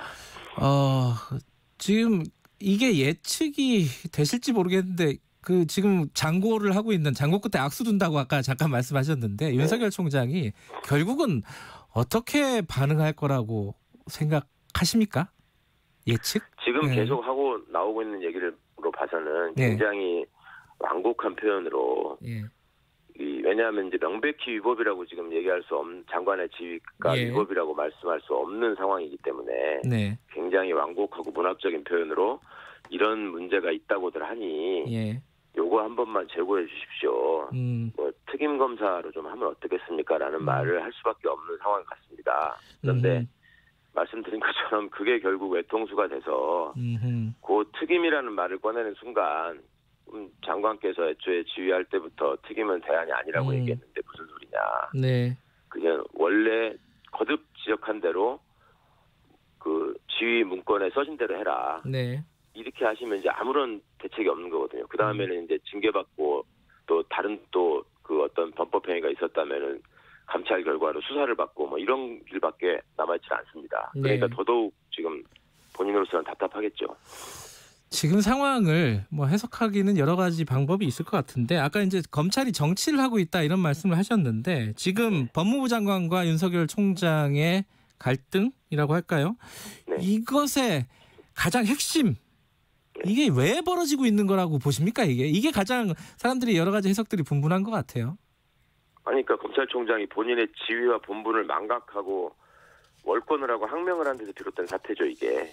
그리고 본인 스스로 우려했던 점을 본인 스스로 어겼기 때문에 지금 생긴 일 아닙니까? 그러니까 수사의 공정성을 걱정했던 사람이 맨 처음에 검찰총장이라니까요. 그러니까 자신의 최측근 일이기 때문에 내가 개입하면 안 된다라고 말한 사람이 검찰총장이었다고요. 그게 근데 이해가 잘 안 되는 게 그 측근 한 명을 지키려고 이 사단을 일으킨다는 게 사실 이해가 안 돼. 왜 더 다른 이유가 있는 거 아니에요? 글쎄 말입니다. 이제 지금은 이건 좀 너무하는 거 아니냐. 정말로 뭐가 지금 본인이 관련된 게 있어서 저러는 거 아니냐라는 의혹이 나오기에 충분할 정도로 이상한 행보를 지금 보이는 거거든요. 근데 그거야 저희로서는 그 관련된 사실관계나 실체에 대해서 들은 바가 없고 아직 접하지를 못했기 때문에 그걸 그렇게 얘기하기는 어려울 것 같고 제가 보기에는 결국 이분이 생각하는 거는 본인이 얼마나 덜 창피하게 이 상황을 수습하느냐의 문제일 텐데 그러다 보니 결국 내가 정치적 희생양이다. 이런 모습으로 가는 게 가장 정치적으로 본인한테 이득이 된다. 이렇게 판단해서 보이는 행보 아닌가 싶습니다. 지금 주호영 원내대표는 미래통합당에 이게 청와대 배후 조정이다. 왜냐하면은 민정수석실 통해 가지고 지휘발동권 문서를 사전에 보고했다. 이런 주장을 했습니다. 요거는 어떻게 봐야 돼요? 자, 바로 그 지점 때문에 이분이 총장이 정치적 이득을 노려서 행보를 하는 거 아닌가라는 우려가 더 커지는 건데요. 지금 주호영 원내대표도 법조인이십니다. 검사 출신의 법조인이신데 검찰총장이 그간에 쭉 해왔던 얘기들을 몰라서 저러시는 게 아니라 정치적으로 지금 활용하고 싶은 거죠. 어떻게든. 이제 그러다 보니까 검찰총장이 직접 한 어떤 소행에 대해서는 방어를 해줄 논리가 정말 궁색하니까 이제 그럴 때마다 정가의 보도로 끌어들이는 게 청와대 배우설, 음모설 뭐 이런 건데요. 이것도 사실은 참 빈약한 것이 그 전 과정을 한번 그 장관께서 서면지휘하기 전날 상황을 복기를 해보면 이 정도는 이제 제가 알게 됐으니까 말씀드려도 될 것 같은데 사실은 그 전날 대검과 법무부 사이에 좀 줄다리기가 있었던 것 같습니다. 그러니까 법무부 쪽에서 이제 장관님이 이 수사의 공정성에 의심받을 행동을 하지 마라. 제대로 수사를 해서 결과를 밝혀라. 그리고 총장이 애초에 그렇게 하겠다고 약속하지 않았느냐라고 얘기를 했는데 이제 대검 쪽에서는 총장은 이거는 그렇게 할 거는 아니고 특임 검사를 임명해서 공정하게 하라는 말씀 정도는 내가 받아들이겠다. 그때부터 했던 얘기입니다. 그러니까 본인 입장에서는 현재 수사팀을 어떻게든 좀 컨트롤할 수 있는 장치로서 특임 검사를 요청을 했던 것 같고요. 법무부도 이 상황이 공정성에 의심을 간다면 특임 검사도 한 대안이 될 수 있다는 생각을 했던 것 같습니다. 그래서 특임 검사 얘기가 처음 나왔는데 그러면 여기에 지금 청와대가 개입할 틈은 없는 거죠. 검찰이 자신의 입장들도 있었으니까. 그런데 그 뒤에 총장이 무슨 조건을 달았냐면 제가 알기로는 현재 수사팀을 완전히 배제해야 된다. 그리고 특임 검사를 새로 임명해서 수사팀을 꾸려야 된다. 이런 요청을 한 것 같습니다. 그러니까 그 요청을 받은 장관의 입장에서는 여보세요? 전화가 갑자기 끊어졌네요. 여보세요? 지금 연결이 좀 끊어진 것 같습니다. 다시 좀 연결을 좀 부탁드리고요. 지금 최강욱 대표가 열린민주당 대표가 그 얘기를 했습니다. 지금 검찰 쪽에서 현재 수사팀을 완전히 배제한다는 조건을 걸었다. 법무부가 어떻게 한다는 얘기 하다 끊어졌습니다. 연결됐습니까? 예. 그 조건을 윤석열 총장 측에서 다른 것 같다라는 말씀까지 들었어요. 그 다음에 어떻게 되는 거죠? 그러니까 그 조건이 붙어서 다시 얘기가 오니까 법무부 입장에서는 그거는 수사의 공정성을 담보할 수 있는 장치가 아니라 현 수사팀을 제외한다는 거는 수사의 공정성을 또 훼손하겠다는 얘기잖아요. 그러니까 그거는 수용할 수 없는 얘기고 이거는 이제 총장의 의도는 명확해졌다. 이거는 그냥 묵과할 수 없는 상황이고 그렇게 본인이 회피를 해도 모자랄 상황에서 그렇게 적극적으로 본인의 약속까지 어겨가면서 개입하는 상황에서 그 공정성을 이제 확보할 수 있는 장치는 장관의 수사지휘밖에 안 남은 거였죠. 그래서 서면지휘를 하게 된 것으로 알고 있습니다. 그런데 그런 상황에서 무슨 청와대에다가 서면 보고를 해서 지휘를 받았니, 뭐 뒤에서 조정을 해서 이렇게 된 거라느냐 하는 것은 그쪽 당 분들의 희망대로 이분을 뭐 대권 주자로 지금 키워보겠다는 거 아닙니까? 계속 그런 얘기들을 흘리고 있잖아요. 무슨 김무성 전 의원은 뭐 영웅이 탄생하고 있다 이렇게 말씀까지 하셨던데, 그럼 이제 과도한 기대고요. 그렇게 헛된 기대를 하시기에는 지금 이분이 취하고 있는 행동이나 현 상황에 너무 명분이 없습니다. 그거를 좀 인지를 하셨으면 좋겠습니다. 이제 그 서면 이제 이번에 이제 수사 지휘를 한 거는 사실 이제 이례적인 건 맞잖아요. 근데 이거를 청와대하고 사전에 민정을 통해 가지고 협의하는 거는 위법한 거예요. 이 문제 그렇게 했다고 해서 물론 위법한 건 아니죠. 그러니까 중앙행정기관이 청와대에다가 그 부처에서 벌어지는 중요한 일에 대해서 알리는 게 위법한 거겠습니까? 어찌 보면 당연히 해야 될 일일 수도 있는데 문제는 이것을 그러면 이런 의사 결정을 주도하고 결정한 사람이 누구냐? 이거는 명백히 대통령의 권한이 아니고 법무부 장관의 권한이거든요. 그러니까 지금 문재인 대통령 정부에서 가장 중요하게 생각하는 게 법적인 절차를 지키라 하는 겁니다. 장관은 장관으로서의 권한을 확실하게 행사하고 총장은 총장으로서의 역할에 충실하는 범위에서 권한을 행사해라. 과거처럼 검찰이 법무부를 조종하는 식의 검찰이 법무부를 장악하는 식의 그런 행정은 안 된다 이제.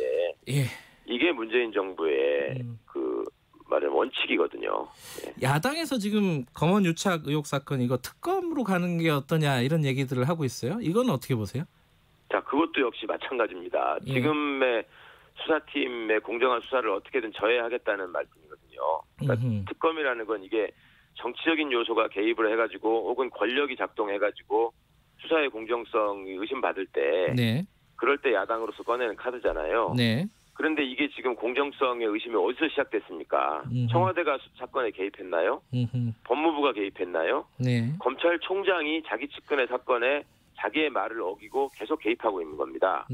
그리고 그 명분 없는 행동을 어떻게든 합리화하기 위해서 본인의 수하들을 모아가지고 회의까지 했었고 그렇지만 거기서도 뚜렷이 결의가 나오지 않으니까 지금 궁지에 몰린 상황이죠.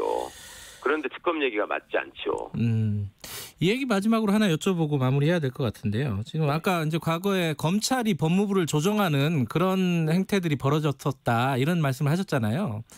조국 전 장관 임명 당시에 박상기 당시 법무부 장관이 윤석열 검찰총장으로부터 조국은 낙마해야 된다라는 취지의 얘기를 들었고 윤대진 검사장 윤석열 총장의 최측근 법무부 간부에게 전화를 해갖고 조국 사태를 압박했다 이런 의혹이 이제 최근에 이제 뉴스타파 보도에서 나왔는데 이제 의혹인데 본인들은 부인하고 있어요 지금. 이 상황 어떻게 해서 이거 되게 좀 중대한 상황인데 아직은 이제 그 의혹이지만은 이 상황을 어떻게 해석해야 되는지 좀 말씀 듣고 마무리 좀 할게요. 그거는 뭐 해석의 문제가 아니라 사실의 문제입니다. 그 압수수색이 벌어지기 전에 그 윤대진 검사를 포함한 검찰 간부들이 이 조 장관은 사퇴해야 된다, 낙마시켜야 된다 이런 얘기를 하고 다닌 건 그 황희석 국장한테만 그런 게 아니고요. 그 이용구 법무실장한테도 같은 취지 얘기했다는 걸 이용구 실장이 증언을 했고 저도 그 두 분이 그 얘기를 들었다는 얘기를 얼마 안 돼서 전에 들었었습니다. 아, 당시에요? 최근이 아니라? 당시에 제가 청와대 근무할 때. 그리고 그 두 분한테만 그런 것도 아니고 윤대진 검사 혼자만 그런 것도 아니고 그 소위 정치권에 인맥이 있는 검사들이 동원돼가지고 그 민주당이나 정의당 이쪽을 찾아다니면서 그런 식의 얘기를 하면서 이렇게 의중을 떠보는 그걸 계속 하고 있었다고 들었거든요. 그러니까 특히 이제 그 중에서도 과거 대학 시절에 학생운동을 했었던 검사들이 좀 있잖아요. 네. 그런 검사들 중심으로 그런 그 행보를 보이고 있었다라는 거는 알고 있었습니다. 당시부터. 왜 그렇게 조국 전 장관을 낙마를 계획을 이게 맞다면은 그 본인 네. 그 최강욱 대표도 당시에 파악하고 있었다고 하니까요. 왜 네. 그렇게 노력을 했을까요? 첫 번째는 네. 지금 이제 다 어찌 보면 허위로 밝혀진 그 사모펀드에 대한 집착. 예. 네, 그러니까 이거는 본인들이 보기에는 딱 떨어지는 범죄다라는 아주 이상한 확신이 있었던 것 같아요. 예. 조금만 객관적으로 들여다보면 그게 아니라는 걸 알 수 있었는데도 불구하고 그걸 외면한 일종의 오판이 있었고요. 네. 그다음에 그걸 그렇게 오판을 이끌게 한 배경에는 네. 이게 검찰 조직이 어떻게든 그 이익을 지켜내야 된다. 네. 그러니까 검찰 개혁의 국면에서 이런 생각들이 이제 그 뒤에서 무의식에서 작동을 하고 그런 어떤 기본적인 기조하에서 사안을 보다 보니 이걸 냉철하고 객관적으로 보지 못해서 네. 그런 착각에 빠져서 수사를 진행했는데 이게 이제 결국 그런 내용들이 나오지 않았다는 사실도 밝혀지고 있거든요. 네. 그러니까 자금 추적을 해봤더니 자금이 다 익성으로 들어간 거지 이 조 장관이나 정 교수 쪽으로 관계 없었던 겁니다. 네. 그걸 알면서도 이제 멈출 수가 없었던 거죠. 지금 이 상황은 이제 인사권에 도전했다 이렇게 해석할 여지도 있는데 이게 뭐 네. 수사라든지 감찰이라든지 이런 어떤 추가적인 대응이 필요하다고 보십니까? 인사권에 당시에 도전했던 상황은 명백합니다. 그거는 네. 제가 총장이 더 이상 거짓말하지 말라고 제가 말씀을 드렸었고요. 네. 그런 생각을 드러내는 언행을 많이 했다고 다시 한번 말씀을 드립니다. 네. 그러니까 이런 부분들을 포함해서 그 뒤에 벌어진 대검안의 여러 가지 상황들, 그다음에 지금까지 현재까지 이어지는 상황들이 그냥 어제 오늘 사이에 그 한동훈 검사를 지키기 위해서 갑자기 총장이 하는 행동이 아니라 물론 네. 사건은 이제 측근 사건이 최근에 확인이 됐기 때문에 그렇지만 네. 내부에서 보이고 있는 행태와 직권 남용은 과거에도 많았습니다. 네. 예. 그래서 그런 점들에 대해서는 이번에 이제 끝까지 장관의 지시를 거역한다면 그 징계 절차에 들어가게 되면 직무 배제가 되거든요. 네. 직무 배제 후에 감찰 조사가 정식으로 진행이 된다면 뭐 네. 그런 불행한 일이 없기를 바라지만 네. 진행된다면 그런 어떤 그 범법 행위가 네. 충분히 밝혀질 수 있을 거라고 생각합니다. 알겠습니다. 오늘 말씀 여기까지 듣죠. 고맙습니다. 네, 감사합니다. 열린민주당 최강욱 대표였습니다. 공정하고 깊이 있게 오늘 하루 이슈의 중심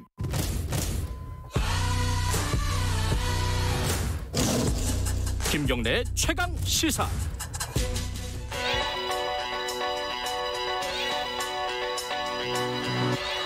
최강 시사 윤태곤의 눈.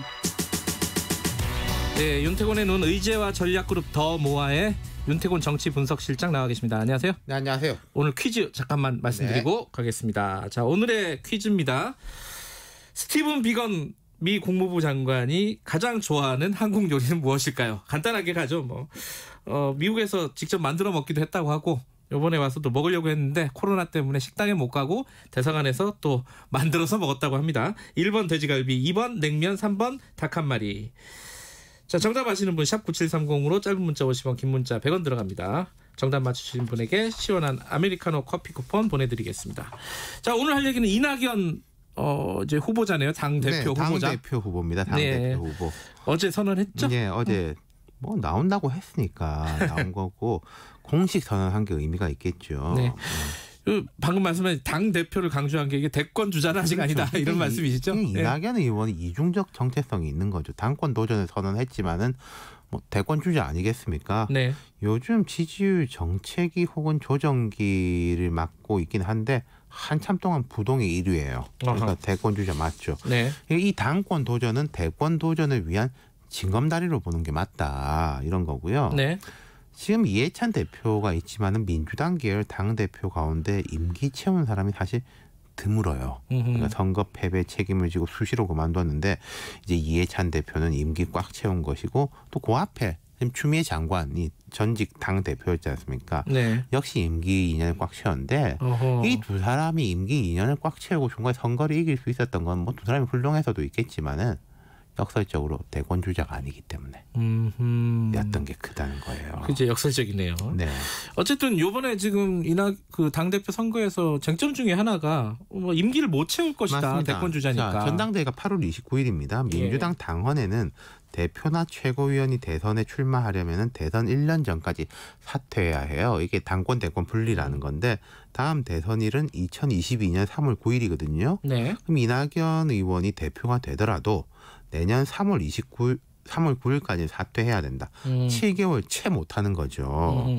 그리고 내년 3월 9일까지는 특별한 정치적 이벤트가 없습니다. 그리고 우리가 예측하지 못하는 일이 언제라도 발생할 수 있지만은 여기서 이벤트라는 것은 뭐 전국 단위 선거라든지 재보선이라든지 재보선도 내년 4월 15일에 있어요.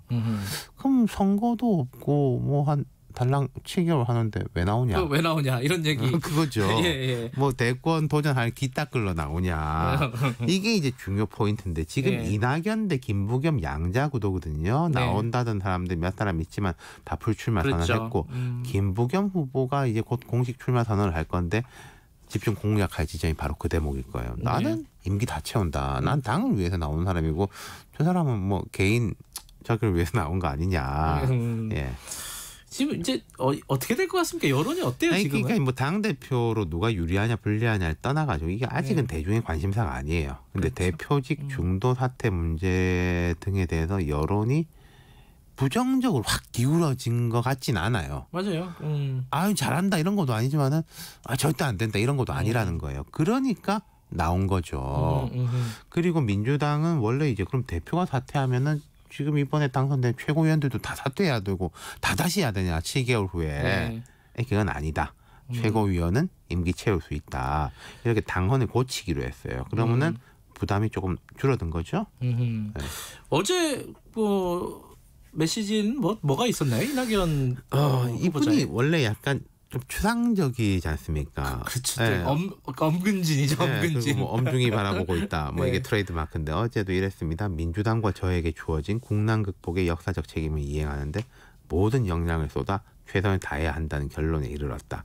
국가가 위기에 처했을 때 너는 어디서 뭐 했느냐라는 훗날의 질문에 내가 대답할 수 있어야 한다는 판단을 내렸다. 그러니까 이게 힘드니까 내가 나온 거다. 내가 무슨 내 개인을 위해서 나온 거 아니다. 이런 이제 논리인 거죠. 네. 그러면서 이제 당면 위기 요인으로 꼽은 게 코로나19 확산, 코로나19로 발생한 경제 침체와 민생 고통, 기존 난제, 뭐 격차 확대, 청년층 좌절, 저출생 고령화 이런 것들, 그리고 평화의 불안 이런 걸 위기 요인으로 꼽으면서 민생과 평화를 위해 여야가 소통하며 지혜를 모으는 가칭 민생연석회의와 평화연석회의를 구성해 가동할 것을 여야에 제안한다.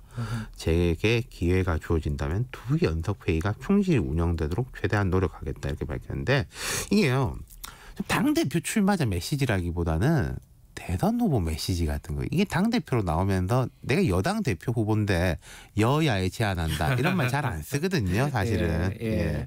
근데 이게 이제 그렇게 할 수 있는 이유가 좀 본인이 대세를 갖고 있다라고 생각하기 때문이 그렇죠. 아닐까요? 그러니까 그렇죠? 이 의원이 이제 대세론이 있죠. 메시지도 이게 총론적이고 지지율 1위의 탄탄함을 그대로 쭉 끌고 가겠다. 이런 거고. 그리고 냉정히 볼 때 김부겸 후보보다 이낙연 후보가 지금 앞서고 있어요. 이건 뭐 후보 개인의 역량의 문제라기보다는 지지율이나 조직이라든가 분위기라든가 그런 거랑 짚어볼 때 그렇죠. 어쨌든 뭐 우리가 이 당대표 선거 보면서 관전 포인트가 뭐가 있을까요? 자, 어쨌든 양자 구도입니다. 김부겸 후보도 저력이 있는 사람이고 만약 김 후보가 이긴다든가 혹은 접전이 펼쳐진다면은 오히려 이 당권 경쟁 과정에서 대세론에 금이 간다.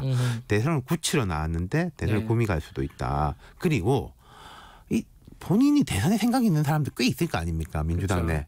그 사람들이 누구를 속으로 응원하겠느냐. 뻔한 거 아니겠어요? 그거는. 예, 뭐 겉으로 말은 안 하겠지만 하나 더. 이건 좀 성급한 이야기인데 당선 이유입니다. 자, 지금 당청 지지율이 쭉 빠지는 추세인데 계속 그런다면 특히 청와대 지지율 빠진다면은 이낙연 대표는 어떻게 할 것인가? 아하. 차별하냐? 청와대에 힘시키냐? 둘 다 어려운 선택이 될 거예요. 사실 이런 문제는 모든 대선 주자들이 겪는 딜레마인데 이낙연 대표가 된다면 좀 더 빨리 겪게 될 겁니다. 알겠습니다. 윤태곤의 눈이었습니다.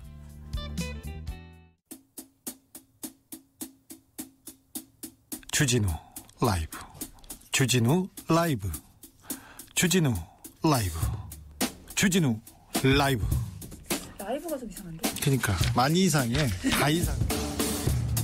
매일 오후 5시 5분 주진우 라이브. 내일은 좀 더 나아질 거예요. 확실해요.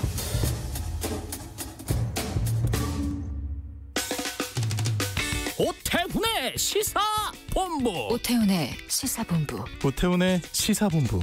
오태훈의 시사본부. 오태훈의 시사본부. 오태훈의 시사본부. 평일 낮 12시 20분 KBS 44기 성우들과 함께 듣는 오태훈의 시사본부. 점심 먹고 시사 한입. 지금 시각은 8시 30분입니다. KBS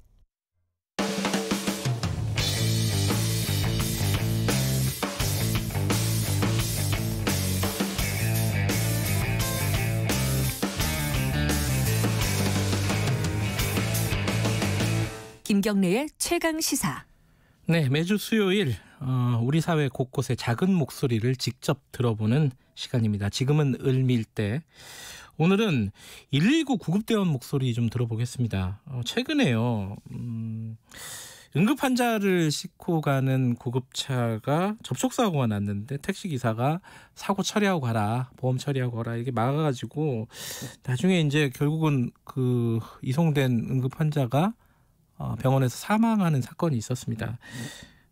택시기사를 처벌해달라는 국민 청원도 있었고 이게 이제 어제 오늘 일은 아닙니다. 사실 119 구급차의 문제도 있고 또 사설 구급차의 또 문제도 있고 이게 잘 고쳐지지가 않아요.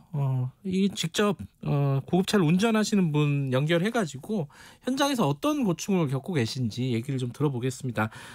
서울 동대문 소방서 이근협 구급대원 연결해 보겠습니다. 안녕하세요. 네, 안녕하십니까. 지금 출근하셨나요? 네, 출근했습니다. 지금 이제 현장 상황은 아직 없으시고요. 예. 이렇게 연결해 주셔서 감사드리고요. 아닙니다. 직접 그러면 운전을 하시는 건가요? 아니면 이제 구급 다른 활동을 하시는 건가요? 네, 구급 대원으로 지금 현재 활동을 하고 있습니다. 그럼 보통 운전보다는 이제 뒤에서 환자들을 돌보는 그런 역할을 하시는 거네요, 그렇죠? 예, 맞습니다. 근데 현재 이 사건 뉴스 보셨을 거고요, 당연히, 그죠? 예. 이런 사건들이 많이 있겠죠. 이게 급하게 항상 갈 수밖에 없는 차이기 때문에 사고의 위험은 맞습니다. 항상 상존하잖아요, 그죠? 예. 직접 경험하신 일도 있으세요, 이런 사고들을? 뭐 사고들도 많고요. 네. 일단은 가장 문제가 되고 언론에서도 많이 나오는 게 이제 그 구급 차량이나 혹은 긴급 자동차가 이동을 하고 있을 때 이제 피항하지 않거나 혹은 이제 그 진로를 방해한다는 등 그런 업무가 상당히 비일비재합니다. 안 비껴져요? 예. 그럼 왜 그렇죠? 일단은 뭐 안 들리는 경우도 있겠지만 이제 워낙에 그 다수의 구급 차량들이 존재하다 보니까 이미 이제 그런 부분에서 약간 오해도 발생을 하는 것 같고요. 일단은 예전보다는 많이 좋아지긴 했지만 간혹 이제 저희 119 구급대 같은 경우나 혹은 긴급 자동차가 통행을 할 때 이제 진로 방해를 하는 경우가 종종 발생을 합니다. 그 오해라는 게 그런 거잖아요. 이게 특히 119 구급차는 그래도 좀 사람들이 좀 신뢰하는 편인데 특히 이제 사설 구급차 같은 경우에는 급한 것도 아닌데 이게 그냥 운전자 편하려고 사이렌 켜고 다니는 거 아니야? 뭐 이런 오해들을 간혹들 하잖아요. 그죠? 네, 맞습니다. 그걸 참 어떻게 해야 되나. 이런 오해를 뭐 한순간에 오해하지 마세요 그런다고 풀리는 게 아니라서. 그죠? 예. 이런 경우는 뭐 정부 차원에서도 지속적으로 그 조정을 하려고 계속 시도를 하고 있는 걸로 알고 있는데 사실상 이게 쉽지가 않은 거는 현실이니까 좀 안타깝죠. 이번 사건 같은 경우는 되게 매우 안타깝게 생각을 합니다. 이번 사건에 보면은 사실 이제 그 약간 그 운전자하고 택시기사하고 이게 약간 싸우는 과정에서 이런 얘기를 했어요. 운전자가 택시기사가 환자 죽으면은 내가 책임지겠다. 예. 이 얘기는 들으셨을 때 어떤 느낌이 드셨습니까? 현장 대원으로서는? 너무 안타깝죠. 네. 예. 정확하게 저희도 그 사고 현장이 있었지 않았기 때문에 네. 저희가 어떻게 잘잘못을 따진다거나 혹은 시시비비를 할 수는 없는 상황이긴 하지만 네. 제3자로 혹은 현장에서 활동하고 있는 대원으로 봤을 때는 네. 매우 안타깝게 생각을 하고 엄청 안타까운 사건이었다고 생각을 합니다. 그런데 만약에 앞에서 진로를 방해하거나 이게 막거나 이런 차들은 그러면 어떻게 하세요? 현장에서 대처를 해야 될 거잖아요, 그죠? 예, 저희가 이제 그런 경우에는 이제 사이렌을 울린다든가 아니면 안내 방송을 해서 피항을 할 수 있도록 조치를 하고 있습니다, 현재는. 예. 아, 그런 경우도 있어요. 지금 출근길이라서 지금도 차가 많이 막힐 텐데. 막 차가 막히고 이런 상황에서 비켜주기가 좀 애매한 상황이 있어요. 운전자로서 보면은. 네, 맞습니다. 뒤에서 막 구급차가 막 급하게 오긴 하는데 내가 이거 어디로 비켜줘야 되지? 비키다가 사고가 나면 내가 책임져야 되는 건가? 막 이런 생각들 가지시는 분들이 있을 것 같아요. 예. 요령이라든가 어떻게 해달라. 이제 뒤에서 이제 구급차가 오면은 이런 걸 좀 말씀을 해주셨으면 좋겠네요. 예, 이게 저희 나라도 이제 많이 도입이 되는데 이제 유럽 같은 경우에는 네. 긴급 자동차 통행로 형성이라 그래서 만약에 4차로가 있으면 중앙에 주행선이 있는데 그 선 하나를 이제 형성을 하는 거죠. 근데 저희 나라 도로폭상 이제 넓지가 않다 보니까 사실상 엄청 막혀 있는 도로상에서는 솔직히 피항하기가 사실상 쉽지는 않습니다. 사고 우려도 되고 이러다 보니까. 그렇죠. 예. 예. 그래서 현실적인 문제에 부딪히게 되면 네. 이제 그런 부분에서는 쉽지 않은 걸로 알고 있습니다. 근데 이렇게 차를 비켜주지 않거나 급하게 지금 구급차가 지나가는데 소방차나 구급차나 이런 게 지나가는데 비켜주지 않아서 방해를 할 경우에는 지금 법적으로는 어떻게 지금 처벌이라든가 이런 게 이루어지나요? 네, 저희가 이제 소방기본법상에 보면 소방 활동 등의 방해가 있을 경우에는 이제 5년 이하의 징역 또는 5천만 원 이하의 벌금을 이제 부과하고 있고 실질적으로 저희가 또 부과하는 법이 이제 긴급자동차 통행우선이라 그래서 그 진로를 방해한 경우에는 100만 원의 과태료가 바로 부과가 되게 지금 시행을 하고 있습니다. 아하. 그럼 법은 그렇게 좀 마련이 돼 있는데 실제로 처벌이 되는 경우도 보셨어요? 예, 실제로 지금 현재 100만 원 과태료 같은 경우는 실제로 현재도 처벌이 되고 있습니다. 아, 그렇군요. 예. 근데 요번에 사건처럼 사설구급차들은 또 이런 어떤 조항에 해당되지도 않잖아요. 그죠? 예, 맞습니다. 왜냐하면 소방기본법에 적용을 받지 않기 때문에. 이 사설구급차 모시는 분들은 좀 힘든 부분이 하나 더 있는 것 같아요. 그죠? 그렇죠. 이제 그런 상황이 됐을 때 법적인 부분에서 취약을 한 거는 사실이기 때문에 이제 그런 제도적인 개선이 필요할 걸로 보여집니다. 그런 것들은 조금 마련을 했으면 좋겠다. 제도적으로 이런 생각은 들고 지금 이제 사실은 이 코로나19 때문에 구급대원들이 더 바쁘지 않으세요 혹시? 업무라든가 이건 저희뿐만 아니고 온 국민이 아마 지금 그렇긴 하죠. 가장 크게 그래도 가장 다가오는 부분이다. 바쁘신 것 중에 하나가 119 구급대가 아닌가라는 생각이 들어가지고요. 예, 맞습니다. 환자가 더 많이 늘었어요. 이송해야 되는. 이송을 하는 경우도 많이 늘었고요. 일단 저희가 이제 코로나19 대응 기관이다 보니까 이제 그런 접촉자라든가 아니면 그런 감염에 노출되어 있는 경우에 이제 현장에서 출동을 했다가 이제 동선에 대한 허위 진술이라든가 아니면 증상을 숨긴다든가 이런 식으로 이제 하셔서 저희가 이제 격리된다든가 아니면 소방서 자체가 이제 폐쇄가 되던가 아니면 더 나아가서는 의료기관 자체가 폐쇄가 돼서 의료 공백이 상당히 많이 발생을 하다 보니까 예전에 비해서 이제 현장 활동하는 데는 쉽지가 않은 건 사실입니다. 이게 지금 간호사분들도 보면은 업무가 너무 힘들어갖고 번아웃 된다. 이런 얘기들 많이 하고 그런 호소를 많이 하세요. 구급대원들은 상황이 어떤가요? 그런 게 좀 있으실 것 같아서요. 번아웃 증후군이라 맞습니다. 번아웃 증후군이라든가 아니면 외상후 스트레스 장애가 항상 노출이 된다라고 이제 언론에는 많이 나와 있어서 이제 대부분의 국민들은 알고 계신데 이제 저희 같은 경우는 이제 자체적으로 동호회 활동을 많이 독려를 해주고요. 아니면 심리치료 같은 심리지원단이 있어서 저희가 익명으로 보장도 되고 이제 힘든 시기에는 이제 그 부분에 대해서 저희가 조치를 받을 수 있게 지금 제도적으로 마련이 되어 있습니다. 예. 이근엽 대원님한테 그거 하나 여쭤봐야 될 것 같아요. 일하시면서 지금 몇 년째 일하시고 계신 거죠? 네, 지금 12년째 일하고. 네, 베테랑이시네요. 아닙니다. 그동안에 가장 보람됐던 순간 이런 건 어떤 게 있는지. 예. 가장 이제 저희 구급대원이 가장 보람을 느끼는 거는 이제 가장 많이도 나와 있고 홍보도 되고 있는 신정지 이제 상황에서 이제 보호자나 혹은 다른 가족분들이나 동료분들이 보는 앞에서 갑자기 이제 발생을 해서 이제 사경을 헤매다가 다시 안전하게 귀가하고 이제 회복이 돼서 귀가할 때가 가장 보람을 느끼고 성취감을 많이 느끼고 있습니다. 그러시군요. 자, 마지막으로요. 청취자분들에게 지금 운전하시는 분들이 많이 들으실 거예요. 구급차 오면은 어떻게 좀 해달라 이런 말씀 한마디 듣고 마무리하죠.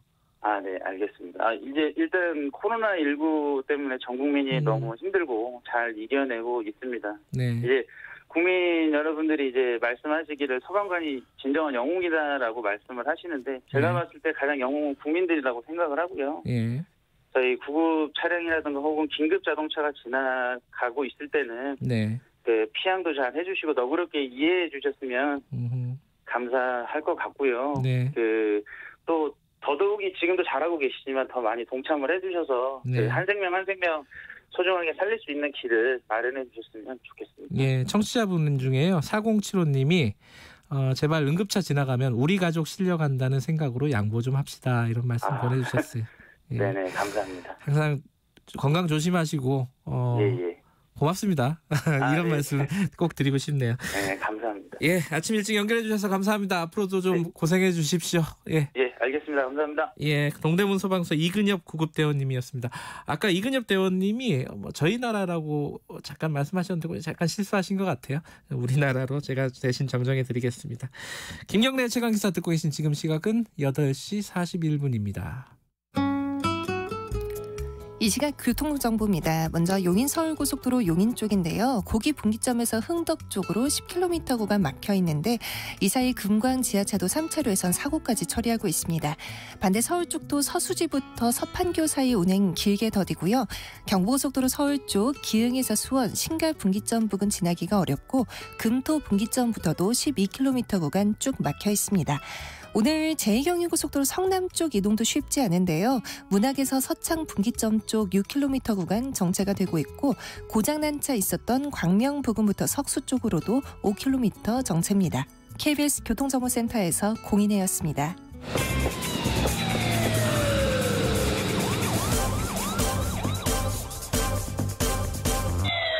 김경래 최강시사.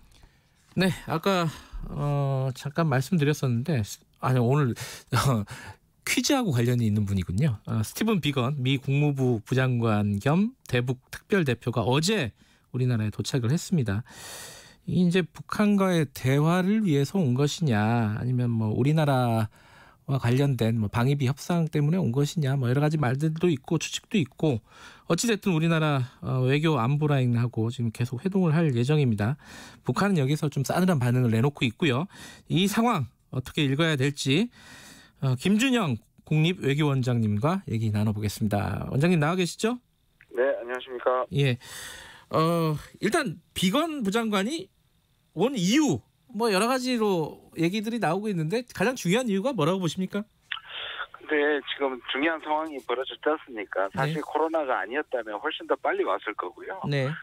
북한 특별대표라는 직책을 맡고 있기 때문에 사실 상황 때문에 늦게 온 것이라고 볼 수 있거든요. 근데 아무래도 전체 상황을 관리하기 위한 목적이 제일 큰 것 같습니다. 그러니까 북한이 이제 연락사무소를 폭파하고 지금은 이제 약간 소강 상태긴 하지만은 말씀하신 대로 늦은 거다 오히려 지금 코로나 때문에 늦게 온 것이지 더 일찍 왔어야 되는 상황이다 이런 말씀이신데 그런데 올 때 미 국무부가 그 얘기를 했어요.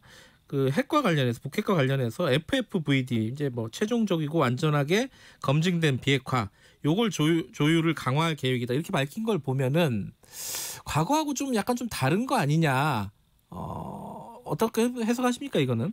그러니까 미국은 늘 두 가지 입장을 꼭 얘기를 합니다. 하나는 북한의 비핵화에 대해서는 흔들림 없는 원칙이다라는 걸 적어도 국내 강경파들이나 미국 국내 상황에서는 양보하지 않는다는 그건 대원칙이니까. 네. 한 다음에 그다음에 이제 얘기하는 것이 대화에는 열려 있다. 북한이 나와서 얘기하자. 이게 지금 사실상 미국에 변하지 않는 두 원칙이거든요. 근데 네. 이것이 이제 어떤 방식으로 표현되느냐. 그다음에 이제 오기 전에 이 말을 해서 선을 긋느냐 이런 부분에 대한 약간 미세 조정인 거지. 예. 뭐 완전히 뭐 미국이 입장이 달라졌다고 보지는 않고요. 이런 얘기를 한 이유는 미국 내부에서 북한에 대한 좋지 않은 여론들이 있고 말씀하신 것처럼 폭파한 상황인데 혹시라도 가서 양보하는 거 아니냐 지나치게 그렇게 되면 미국 대선에서 불리하게 작용할 수 있기 때문에 그런 부분을 이제 국내용으로 강조한 것 같습니다. 뭐 북한 인권 문제 언급한 것도 마찬가지로 맞습니다. 네네네. 예, 마찬가지 메시지라고 보면 될 것 같고. 자, 그러면은 지금 상황에서 사실은 하노이 노딜 이후에 이 미국의 입장이 완전히 변한 거 아니냐. 왜냐면은 별로 뭐 만난 적도 없고 얘기도 오간 게 없고 진전 상황도 없는 것 같아 가지고요. 예, 우리가 뭐 사실상 지금 두고 하노이 때가 아쉬운 거죠. 그때 뭔가 가시적인 성과가 있거나 합의가 있었으면 될 텐데. 근데 그 이후에 트럼프 대통령이나 미국의 입장을 보면 뭐 더 진전되기를 원하지만 적어도 트럼프 대통령은 북한이 핵실험을 하지 않고 장거리 미사일을 발사하지 않는다는 거에 대한 관리, 그러니까 그거는 깨지면 안 된다는 걸 이제 마지노선을 잡고 있기 때문에, 그러니까 그 부분에 대한 관리라고 또 볼 수 있는 측면이 있습니다. 혹시라도 지금 북한이 이 도발 수위를 물론 지금 보류를 시켰지만. 계속 미국이 안 움직일 것 같을 때 북한이 전체 판을 깰 수도 있다는 우려는 있거든요.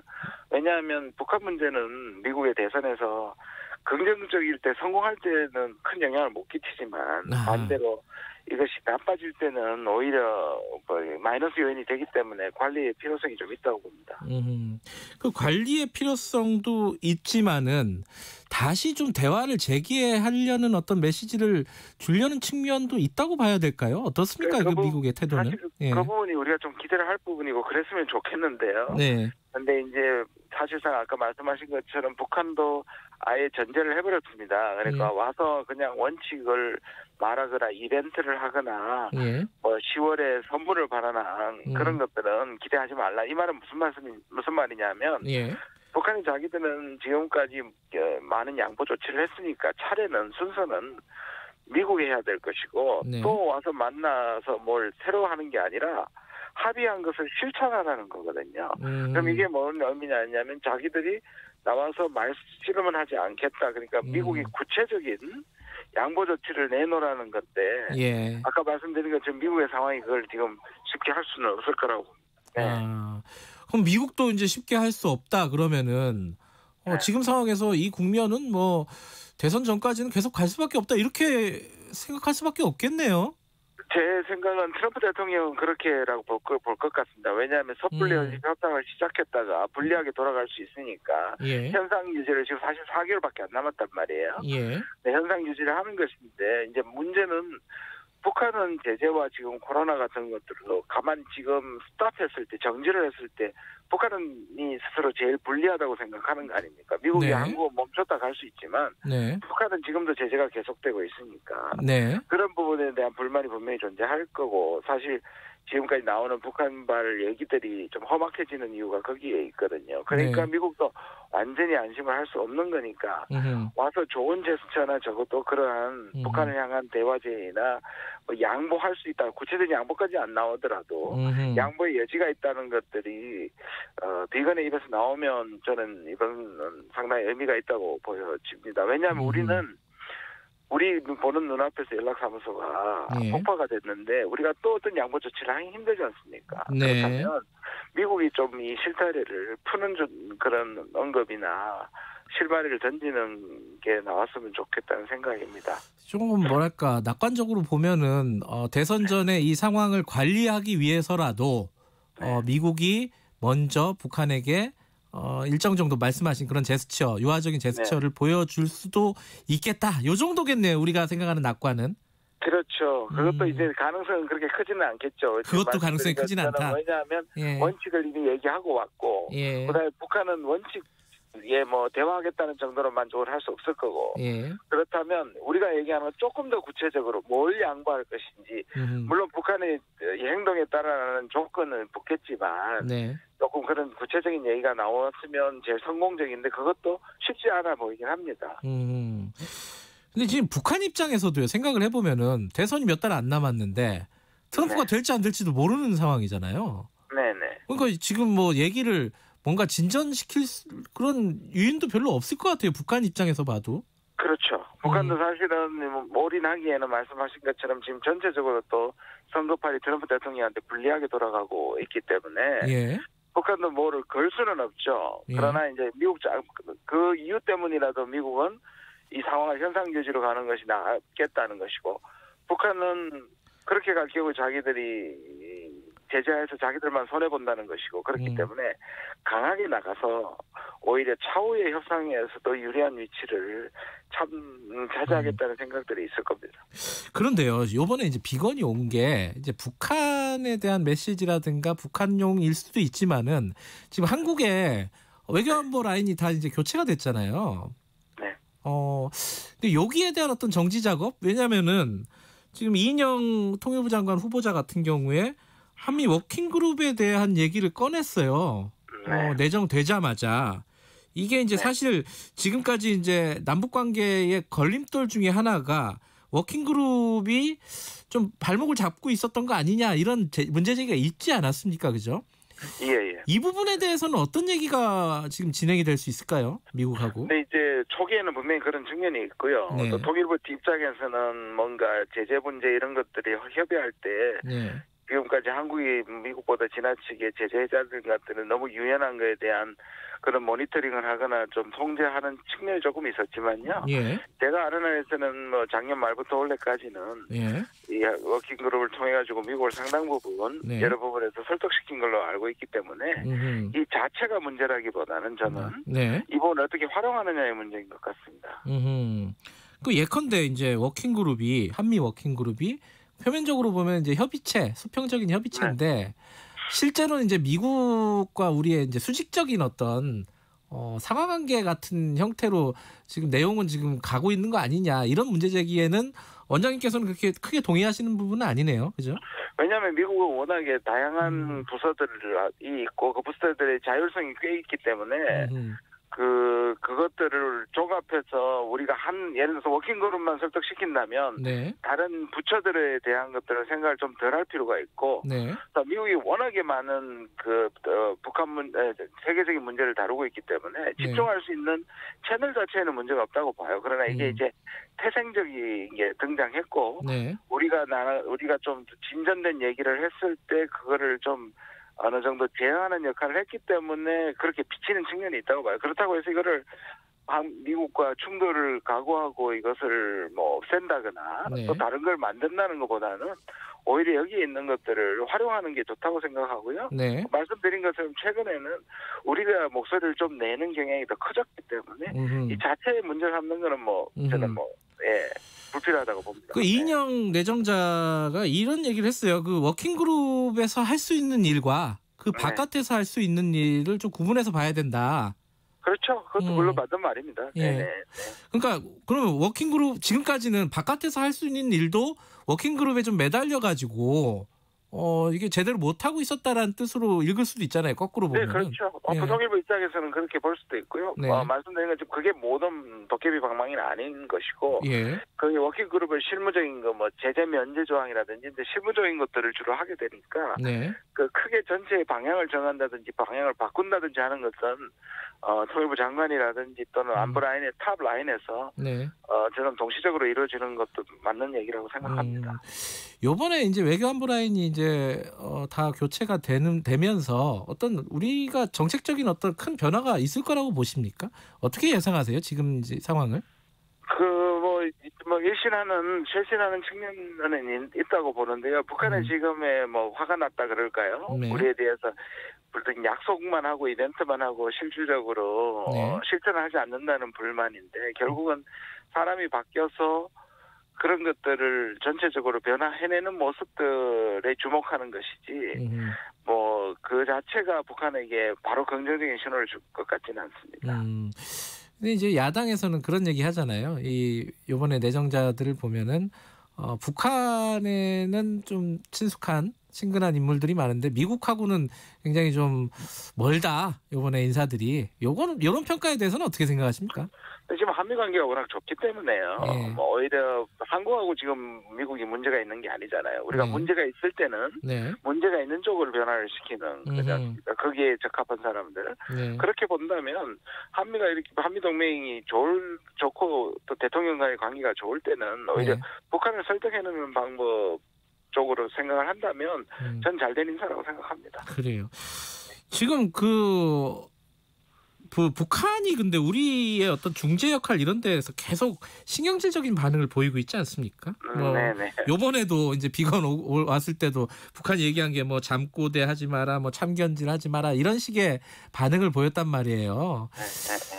이게 이런 국면은 앞으로 계속 갈까요? 언제까지 가겠습니까 이게? 북한이 이제 하노이에서 북한으로서는 트라우마인 거죠. 예. 그러니까 하노이에서 우리의 중재로 하노이까지 가서 자기들은 영변을 내놨는데 한국이 설득시키지 못한 데 대한 원망인데요. 예. 근데 따지고 보면 우리도 할 말이 있는 것이 예. 우리가 중재를 해주면 사실 북한이 협상을 해내든지 그것을 이뤄내고 성과를 내야 되는 게 북한이지 않습니까? 근데 예. 오히려 우리가 중재를 해주면 북한은 우리를 배제를 하고 문제가 생기면 또 우리가 중재를 해준 게 반복됐단 말이에요. 네네. 그렇다면 우리의 중재에 대한 역할에 대해서 북한의 불만만큼이나 북한도 사실은 중간에 이런 것들 제대로 처리하지 못한 네. 자기들의 책임도 분명히 존재합니다. 알겠습니다. 지금 북한 우리 방위비 분담금 있지 않습니까? 네네. 그 얘기는 좀 뭔가 정치적인 변화가 있을까요, 미국 쪽에? 일단 그거는 이제 지금 부장관이 얘기할 수 있는 측면은 하지만요. 예.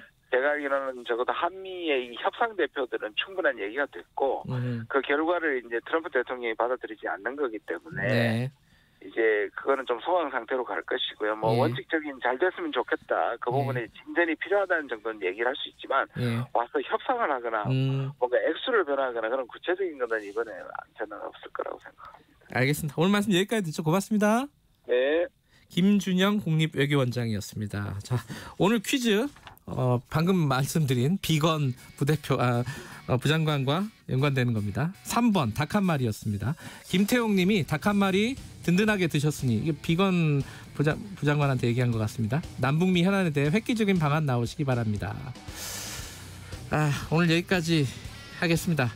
김경래 최강시사 오늘 여기까지고요. 저는 뉴스타파 기자 김경래였고요. 내일 아침 7시 20분에 다시 돌아옵니다.